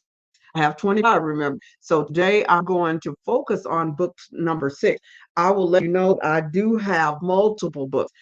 I have 25 books, as I said earlier, but the book that is the work development and questions that I intend to answer for you are is how can we better project into the future to be ready for any nonprofit or business? What areas are we likely to see the most changes in workforce development over the next years? What programs and services can develop or create or teach to get ourselves or those we serve ready for the changes in the workforce? And what we don't prepare? Those are the things that I'm going to address today that are also addressed throughout the book. And if you get the book, then it can help you in moving way. But to understand the importance of book, that's kind of what we're going to address today. And as I said, the name of the book is Grant Writing for Workforce Development, Made Easy. We also have the Grant Writing for Workforce Development funders, tools, resources, and tips. Funders, resources, and tips. And in that book, it's a 20-page book that has a list of million-dollar funders. It has a list of associations that donate to workforce development organizations. So it is packed with lots of information. It gives you $1 million budget that you can use to create, to help make adjustments and create your budget from it. It has timelines. It has all of those things in there. It's only 20 pages. The second workforce development book is about 56 pages, and it has all of the information that I'm mostly going to cover today. So if you go to certifieddreambuilder.com, you will be able to see these books. And I really appreciate Dr. Eric Kelly giving us the opportunity and this platform to be able to come in and talk about our books that are life-changing, that can help make a difference in your life. So let's go ahead and get started with how can we better project into the future to be ready for any profit, nonprofit, or business. And one of the ways that you can project into the future is to not only be aware of the SWOT analysis, but to also be aware of the pestle analysis. You want to be aware of the pestle analysis, not just the SWOT analysis. Now, many of us know what the SWOT analysis is. The SWOT analysis is the strengths, weaknesses, opportunities, and threats of your organization. We know that you need to know that. We know that you need to develop a strategic plan. But with the pestle analysis, it takes it a step further. You need to know the political concerns associated with whatever it is you're trying to do, economic concerns. Will our economy even sustain what you are trying to do? The social concerns,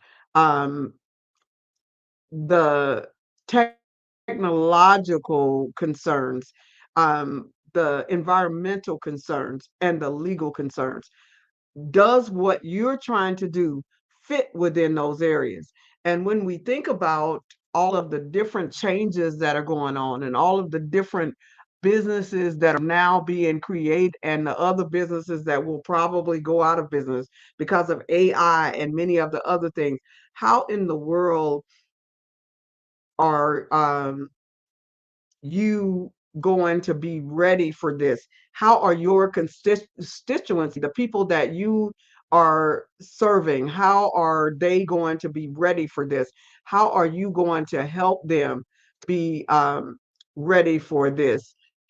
The only way that you're going to do it is that you are working on those pestle analysis.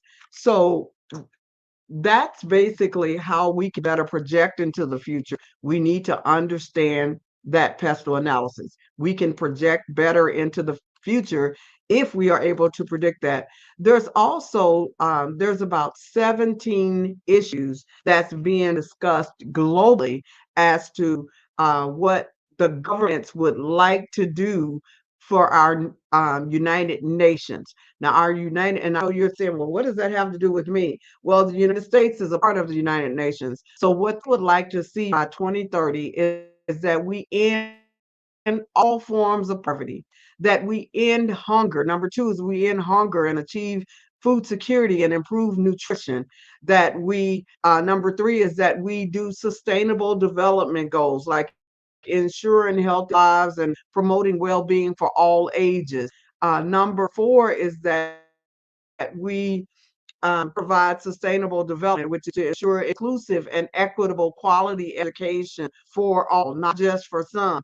The sustainable development would include achieving gender equality and empowerment for all women all over the world. Number six would be to ensure availability of sustainable management of water and sanitation for all, no matter where they are in the world.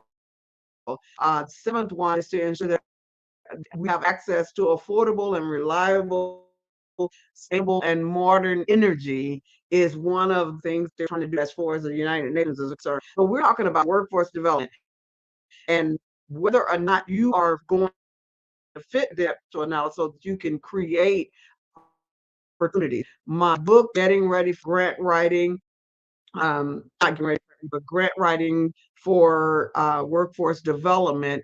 This is that area. If you're trying to provide workforce development opportunities for people, you want to make sure that you are promoting sustained, inclusive, sustainable economic growth for all. You want to and I believe that was number 8. Now that I see that all of them are not showing here. Let's see. There's about 17 of them. See, we don't have all 17 listed here, so I'm not going to go through all 17 of them. But do yourself a favor and look up the World 17 Sustainable Development Goals for the United Nations. And it will, I'm trying to see if I can find another website right here, right quick, that has all of, okay, this one does have all of them. So I go ahead and give you number 9, which is innovation. Number 9 is infrastructure, making sure that we build the infrastructure and promote inclusive and sustainable industrialization. So if that's something that you are trying to provide for your people, that would be a good one. Reduced inequality. Number 11 is making sure that cities and human settlements are inclusive, safe, and resilient. Number 12 is responsible consumption and production. If you are trying to create workforce development opportunities, it's important for you to know these 17. And if you want to look it up so that you can read more about it, it is called the 17 Goals for the United Nations. So just research that and you will find it. Number 14 is life below water, making sure that they're taking care of the water and land water animals, and that we are not killing our seas. And number 15 is protecting and restoring promotable and sustainable ecosystems. So there's actually 17, peace and justice for all. And then 17 is strengthening the means of implementation and revitalize global partnerships. So global partnerships are going to be important. Those are the 17. You need to study those and know what those are. And you need to start looking at the strategic plans of organizations. My book talks about all of this.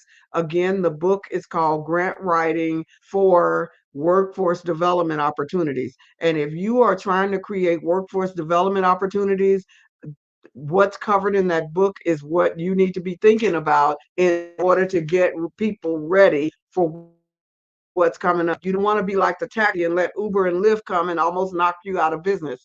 So what are the jobs that are available? Well, some of the jobs that are going to grow or technology automation. If you are working in technology and automation, the post-secondary level would be computer science, engineering, robotics, AI, machine learning, and the potential salary for people who you're wanting to steer in that direction is anywhere from 30,000 to 150,000 plus.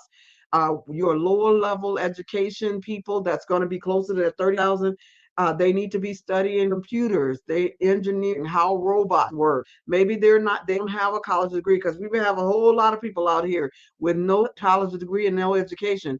They're learning specific skills, machine making. If you're wanting them to be able to make some money within that 30 to 50,000, you want to make sure that they learn some skills about machines and more automation. Upskilling and reskilling is extremely important if you're going to work in workforce development. Again, the name of our book is Grant Writing for Workforce Development, and it's a digital tool to download. It's about 56 pages, and it gives you information, a step walkthrough of information on helping people get into the workforce that's likely to grow. Because what I'm giving you now are areas where the workforce is likely to change. Renewable energy and sustainability is another place where the workforce is likely to change. If people who don't have the college education, they need to learn about protecting the environment and how to use the sun and wind energy, get hands-on training for solar panels and windmills. There should be lots of jobs in that area, and those jobs pay anywhere from 25,000 to 100,000. If you in healthcare and the biotechnology area, if you have people who are in college, they might be interested in biology, biotechnology, nursing medicine. The book that I've written helps you to establish your program to help people get into some of these fields that are growing. Other fields that are growing: education and online learning with salaries of 20,000 to 100,000. Advanced manufacturing with salaries of 30,000 to 130,000. With cybersecurity on the lower end, 35,000 up to 160,000. Infrastructure and urban development on the lower end, 25,000 to 130,000. Remote work and digital nomadism, 15,000 to 100,000. And the major one, entrepreneurship. It can be anywhere from $0 all the way up to billions of dollars. So those are the areas that are growing. And when you think about who you're serving, if you are trying to do a nonprofit or for-profit and you're serving pre-K, what are you teaching those people that are in your pre-K? These things we try to encourage you to, while you're developing your program, think about who it is that you're serving. The name of my book is Grant Writing for Workforce Development. And what we're doing is trying to encourage organizations to develop workforce development programs, because so many of us need upselling skills. Some of us need new skills to be able to keep up with everything that is happening in our world today. So what did we be teaching our pre-K kids? Teamwork concepts, problem solving through play, fine motor skills and development is what we should be teaching our young ones. As far as our elementary school kids, we should be teaching them career exploration activities, basic computer skills, literacy and numeracy emphasis. For our middle school kids, we should be teaching them how to code and digital arts, career-related clubs, soft skills education. That's what we should be teaching them. The high school students should be learning vocational training, career counseling, college prep courses. Dropouts should be getting their GEDs, vocational training and programs. This is to keep us from being behind, especially us Black folk, to keep us from being behind and keeping us from going even more backwards than what some of us have been. As for college students, making sure, because just because you get a degree doesn't mean that life is going to change for you. Some people are going to graduate college and have nothing but a bill that they've gotten because they majored in the wrong thing. Well, if you listen to this today, you should not be going astray. Internships, co-ops programs, networking events is how you can help our college students. advanced job search workshops. You are an organization that is providing workforce development. These are some of the programs that you should be doing in order to help from our babies all the way up to our senior citizens. As far as seniors, what should we be doing to help our seniors? Experience leverage workshops, digital tools, not help our adults and seniors. Teach digital tools, teaching them about transition programs into new fields. Because I read a statistic not too long ago that said there's going to be an increase of 95% of 75-year-olds going back into the workforce. And if you look at some of the places right now, you're starting to see some of these people older and old having to go back into the workforce. So if you are that organization that is interested in starting workforce development, I have books out there for you. I have two, in fact. One is called Workforce Development, Grant Writing for Workforce Development, and Grant Writing Finally Made Easy for with funders, resources, and tips. So one of the books is only 20 pages, but it gives you hundreds of different grants that are available for you to provide workforce development. And then we have our actual grant writing book that teaches you our grant writing system so that you can use our Canvas style of writing that teaches you the 4 areas that every grant has, and then the 4 goals that you need for your grant writing team in order to be successful. Today, I was giving you information for those who are considering providing workforce development programs. I talked about pre all the way up to adults and seniors. Now I'm at the unhoused. For those people who are unhoused, access to basic needs and support is a program could be provided. Job readiness and training is a program that you could provide for unhoused. Short-term employment opportunities, and I know they used to call them homeless, and they used to call them some of everything, transients, but we're calling them unhoused. Assistance with obtaining identification. Many times when people are homeless or unhoused, they have lost a lot of their ID. Maybe they had to move somewhere fast. So programs that help people get their ID back are really good. Supportive services for mental health and substance use is also a good program that you can offer the unhoused. But for those of you that are providing workforce development, not only are you providing workforce development, you are also providing supportive services. And these are some of those supportive services. If you are providing workforce development to immigrants, you want also consider they might language development skills or English as a second language. They may need cultural orientation programs. They may need recognition and accreditation of foreign qualifications, because a lot of them come over with degrees already. In the US, we don't recognize their degree.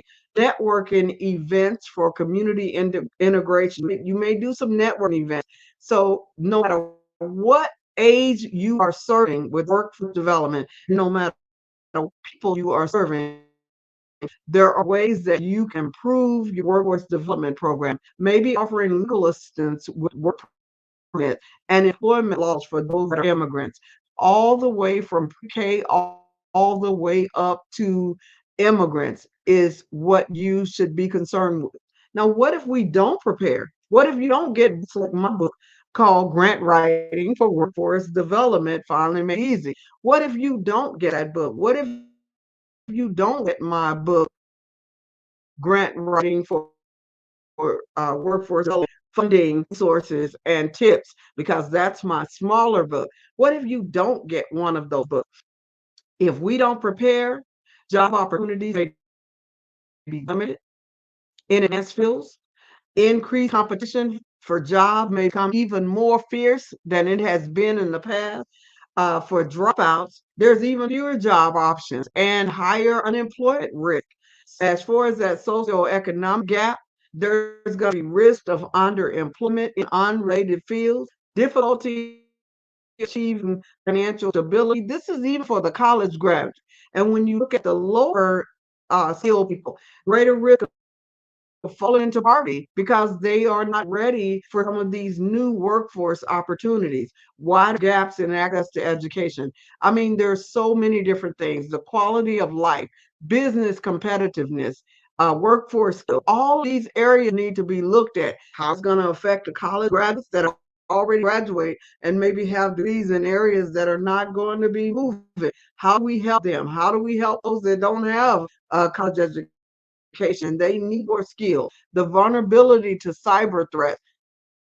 I had an issue with one of my payment systems just this week. I mean, how how are we going to fight this? There's going to be a big increase in demand for cyber people who can handle cyber threats. But if you don't have any computer skills, how are you going to be that person that they're hiring? You've got to look at the stagnation in economic growth. Now, I always tell you as a millionaires, the money is not leaving the planet, no matter what happens in the economy. That money is not leaving the planet. It's changing hands. So what you have to figure is, how can I get some of this money in my hand? Since the money is not leaving the planet, it's changing hands. As far as environmental sustainability, we've got mixed opportunities in the green jobs. Or is this even something that you want to look up participation in sustainable practices? A lot of us are not participating in the sustainable practices. So if you are a workforce development agency that is providing information or helping those who want to work sustainable practices, then there's going to be some opportunity for you. Our healthcare system is strained. This is one of the things that's going to happen if we don't prepare. So what I just gave you are things that could possibly happen. We could have a lack of job opportunities. The socioeconomic gap could get wider. Our quality of life could go down. Business could be even more fierce than it is right now. There's even more of a workforce skill gap. There'll be more vulnerability to cyber threats. The economic growth is just not going to happen. Environmental sustainability is going to be hard to happen if we don't embrace this new workforce development and learn how it works well for us rather than works against us. And then the healthcare system strain is another issue that is going on. So much of this is the reason that it's so important for us to understand and pay attention when it comes to workforce development programs and strategies. In my workforce development book, I talk to you about building your grant writing team and also making sure that you know how to locate current grants for your organization, that you know the components of your workforce development program. Because if you don't know the components of what your workforce development program should include, like looking at the 17 strategies that are being worked on by the United Nations, and knowing some of these jobs that are going away. If you are doing workforce development, you should definitely know which one of these jobs are going away, and you should definitely be paying attention to the 17 areas that the United Nations focusing on. You should have your 3 different types of budget. You need your operations budget, which tells you what your organization costs to run. And I'm talking about that $1 million budget, or that $100,000 budget, or that $300,000 or $500,000 budget overall that is going to cost you to keep your organization going. The second budget that you need is a basic program budget, and that budget is the budget that you're raising for a particular project. If you're doing projects in organizations, especially for you nonprofit, if you're doing projects, and that would be a project budget. If you are, and then the other budget, the third budget is your 5-year projection, your strategic planning budget. Your strategic planning budget is the other budget that you would need. And then number 5 is the all-in-one workforce development program, your logic model. We have a logic model in our book that addresses every area. I call my Big 10. On the left side, you have the programmatic side. On the right side, you have your management side and what management is doing. So in our book, the grant writing for workforce development, we have included all of that. We have included funding resources in the book. We've included the steps for starting a workforce development program. I'll run through those right quick before they come back and say it's on the other side. But the first step that you want to do in order to start your workforce development program and make sure that you got it right, which is highlighted in our book, you want to do research. You want to know who are the job seekers in your area? Who are the companies in your area? And what types of employees are they looking for? If there are no companies in your area, if many of the companies in your area have gone out of business, how can you transport people to the organizations in different areas that are looking for a workforce? Or how can you bring new job opportunities to your area? You want to make sure that you have a good mission statement. All of this is my step 2 in the book, grant writing for workforce development. How do you create a good mission statement that's going to take you to your vision, which is when your mission is completed? How do you register your nonprofit to make sure that you have met state guidelines and federal guidelines and all of these guidelines that you have to meet for your organization? Step 4 is to you recruit people to come and help serve in your organization? And how do you recruit those people who are going to be trained by some of the programs and services that you're offering? And then number 5 is how do you choose a location that is suitable for what you are trying to do? If you have to train a lot of people, you probably want to make sure that you get a facility that has a place for people to park, or has a place for people to put their bikes, or has a place for people to walk to safely to where what you're trying to do. Step 6 is obtaining licenses and insurance. Almost everything that we do commercially needs to have licenses and insurance. So you want to make sure that you are checking and that on what your license and insurance requirements are and meeting those. Step 7 is to develop policies and procedures for what you're doing. How can policies and procedures help you? Policies and procedures can help you by helping you explain to other people the help that you need. It's hard to get help with your projects if you don't have some type of system in place to where you can easily train people to follow in your footsteps. So that is one of the beauties, and consistency and equity and inclusion. When you have policies and procedures, it's much easier for you to be equitable to the people that you are serving. This is Dr. Barbara Wright, and I am covering some of the information that is in my book called Grant Writing for Workforce Development, Finally Made Easy. And what I'm giving you is a step-by-step for starting your workforce development plan, which is the first half of the book. And the last half of the book talks more about how to actually write grants for your workforce development program. Step number 8 is to create a program.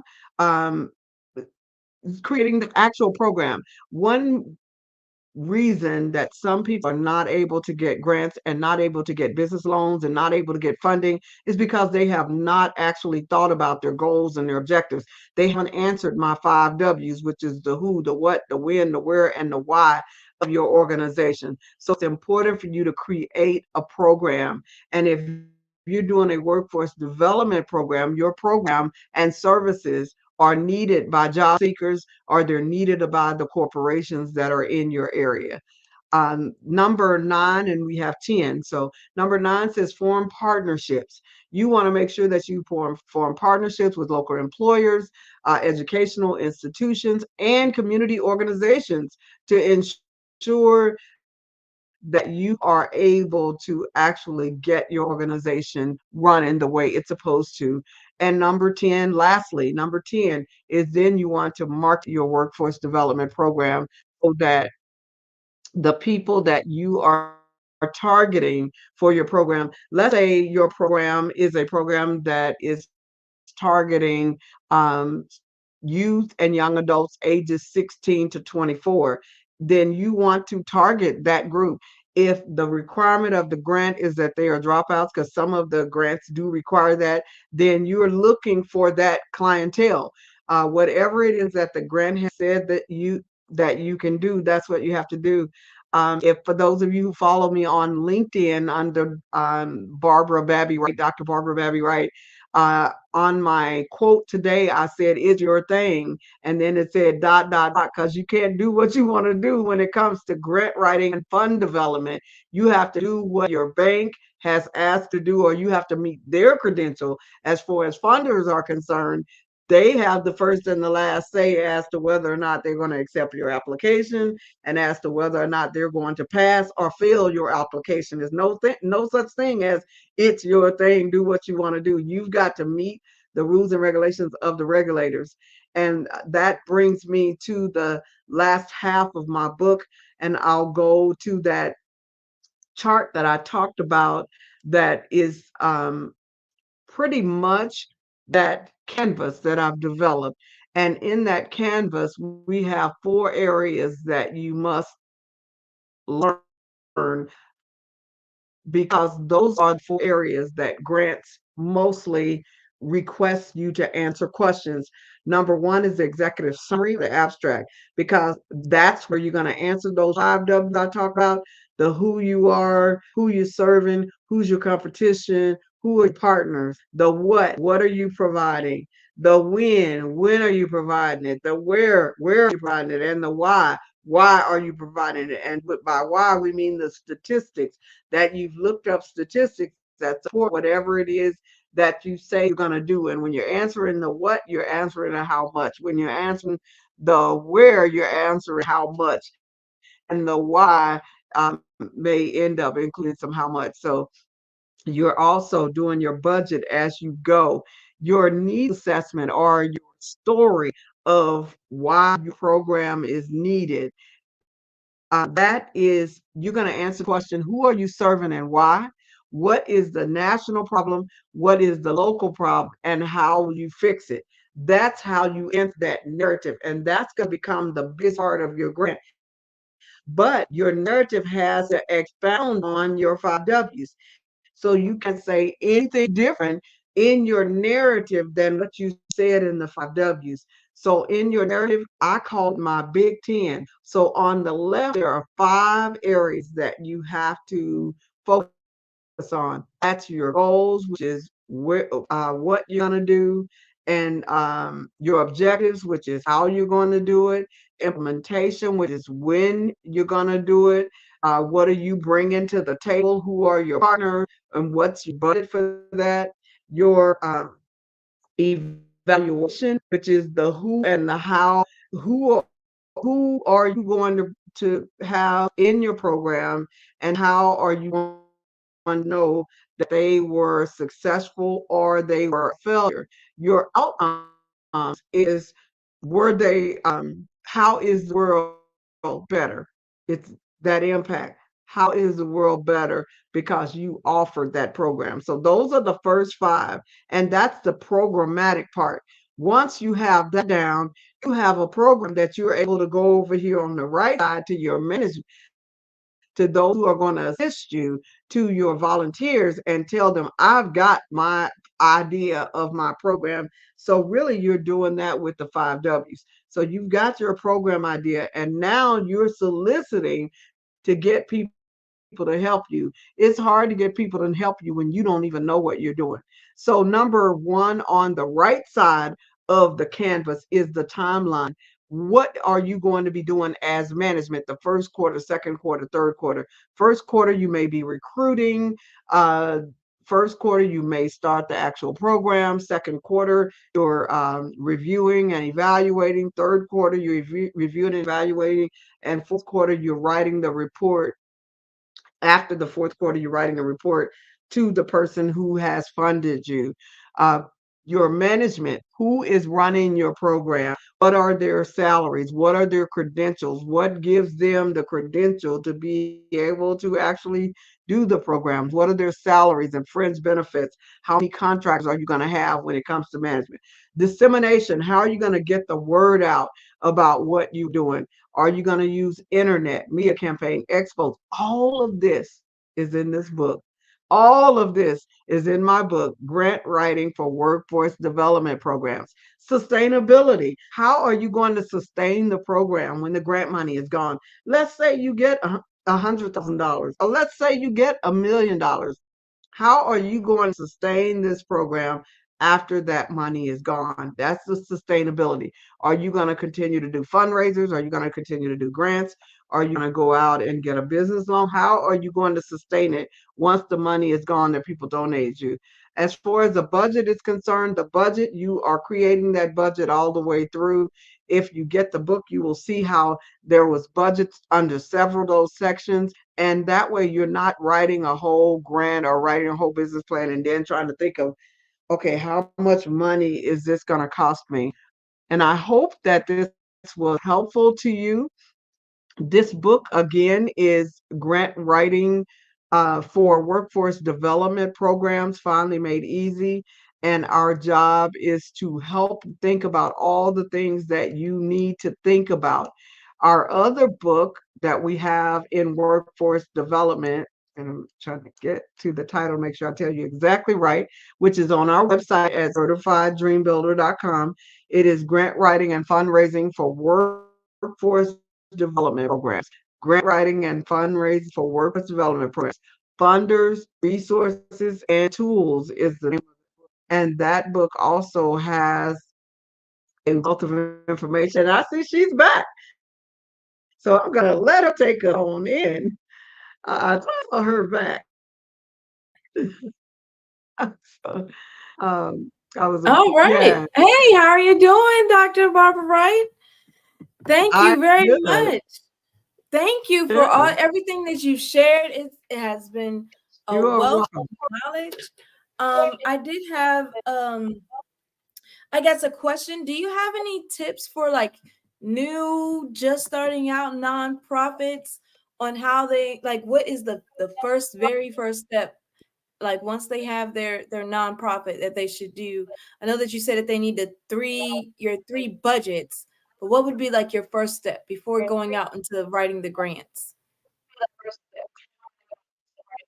The first step is that researching, making sure that you do the research, feasibility. Is this even feasible? Does it fit within that SWOT and pestle analysis that I talked about?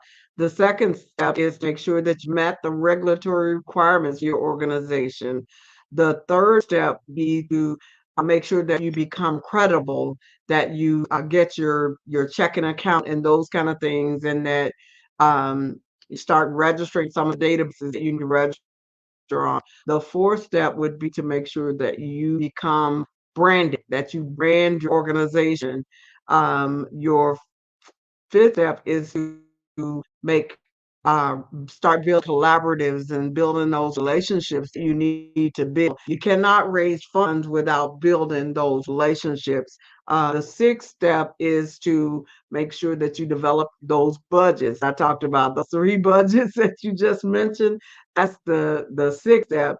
Seven is to train all of those people that are going to be working with you, because it is hard. The reason that I gave you a list of people that was going to earn money, the reason that it's somewhat the entrepreneur can make anywhere from $0 to $1 billion is because they're not going to do it by themselves. Them people who are making less money, they don't necessarily have a business.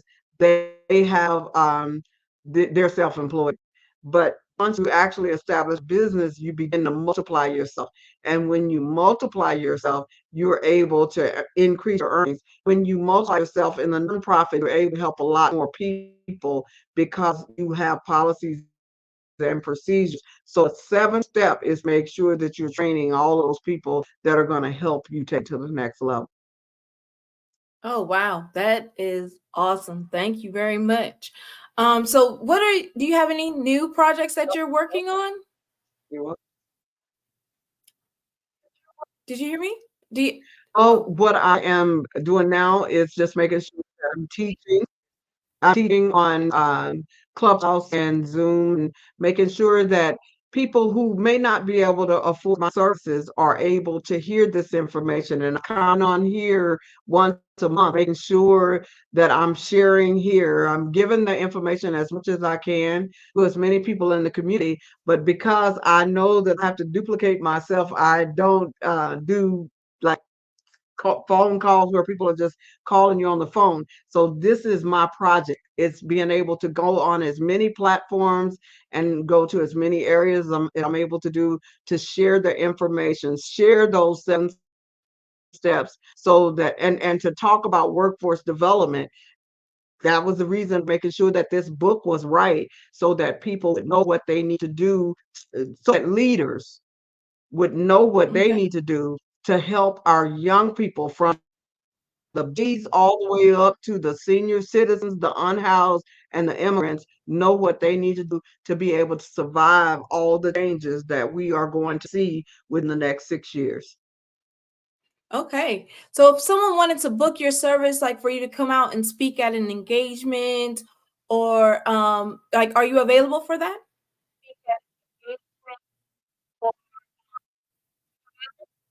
I am available for that, and I do have a 15-minute session that they can schedule on my website, and we can talk and make sure that we are a good fit for each other. That is a free, I call it my free 15. So anyone who is interested in having me come out and speak, we can do the free 15 chat to see if we are a good fit. Okay. And please, can you tell us And that's again? at certifieddreambuilder.com at my website. All right. So you have certifieddreambuilder.com. And then you mentioned that you are also on Clubhouse. Is that correct? And other social media platforms? Yes, I am. The Grants Empowerment Room. It's the Grants Empowerment Room. The Grants Empowerment Room on Clubhouse? Yes. All right. Well, I would like to thank you, Dr. I Barbara think Wright, our for every. time is a little off. Yeah, I think the timing is a little bit off. You must be somewhere on the Midwest somewhere. Are you in the Midwest? I am. I am. There's like a forced delay in there. Okay, well, it has been great learning all of the Yes. wealth of knowledge from you, and learning what we need to do and actually to enrich our workforce development, especially within the next 6 years. How do you feel about artificial intelligence play in the workforce development?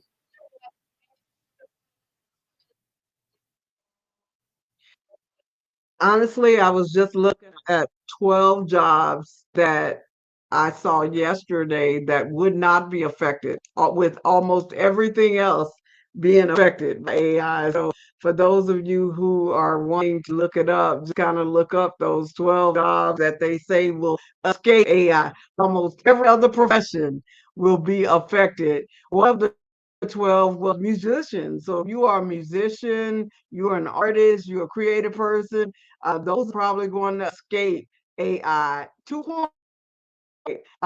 They've come up with something so Ray to where it takes your written verbiage and turns it into a video. So all of us are not going to say, but you just want to stay ahead of the game and make sure that you're researching to see what changes coming down pipes. You don't end up being like the taxi and that lift and we're coming almost knock him off the face of earth. So we just have to keep our eyes open and our minds open to the possibilities, because no matter what is happening, we all have skills. It's important for us to use the gifts and talents. We are asset millionaires. We don't want our assets to go to the grave. We want to use those gifts and talents that we have, and make sure that we use them to help our community, also earn income. Many of our talents, gifts and talents can be used to earn income. Okay. Well, thank you again, Dr. Barbara Wright, for sharing your expertise and the time that you've shared. As always, genius is common, and I'll see you on the other side. Hello, I am Have Dr. a Eric great- Kelly III, the visionary strategist and founder of the Black Business Olympics. I invite you to showcase your Black-owned businesses on the Black Business Network global stage. The Black Business Olympics is a global Black business network platform that propels Black-owned businesses into the international spotlight. By showcasing your business on the Black Business Olympics platform, you can reach a worldwide audience of potential customers, partners, and investors.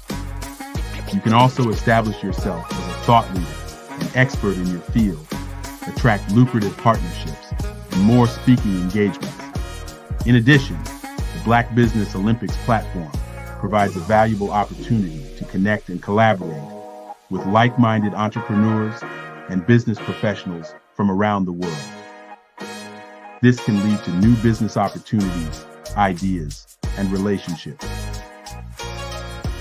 Finally, by sharing your story and expertise on the Black Business Olympics platform, you can inspire and empower others. This is a powerful way to make a positive impact on the world and leave a lasting legacy. If you are a Black-owned business owner, I encourage you to seize the opportunity to showcase your business on the Black Business Olympics platform. It is a once-in-a-lifetime opportunity to make an indelible mark on the world. Be one of the 1,000 visionary entrepreneurs who are changing students' lives, shaping industries, and leaving an unforgettable legacy for their families. Unleash your voice on our global stage and watch your business thrive. Black Business Olympics is one of the largest Black business showcases in the history of Black business in the world. Yes, the entire world. Just give me a call today at 919-308-9090.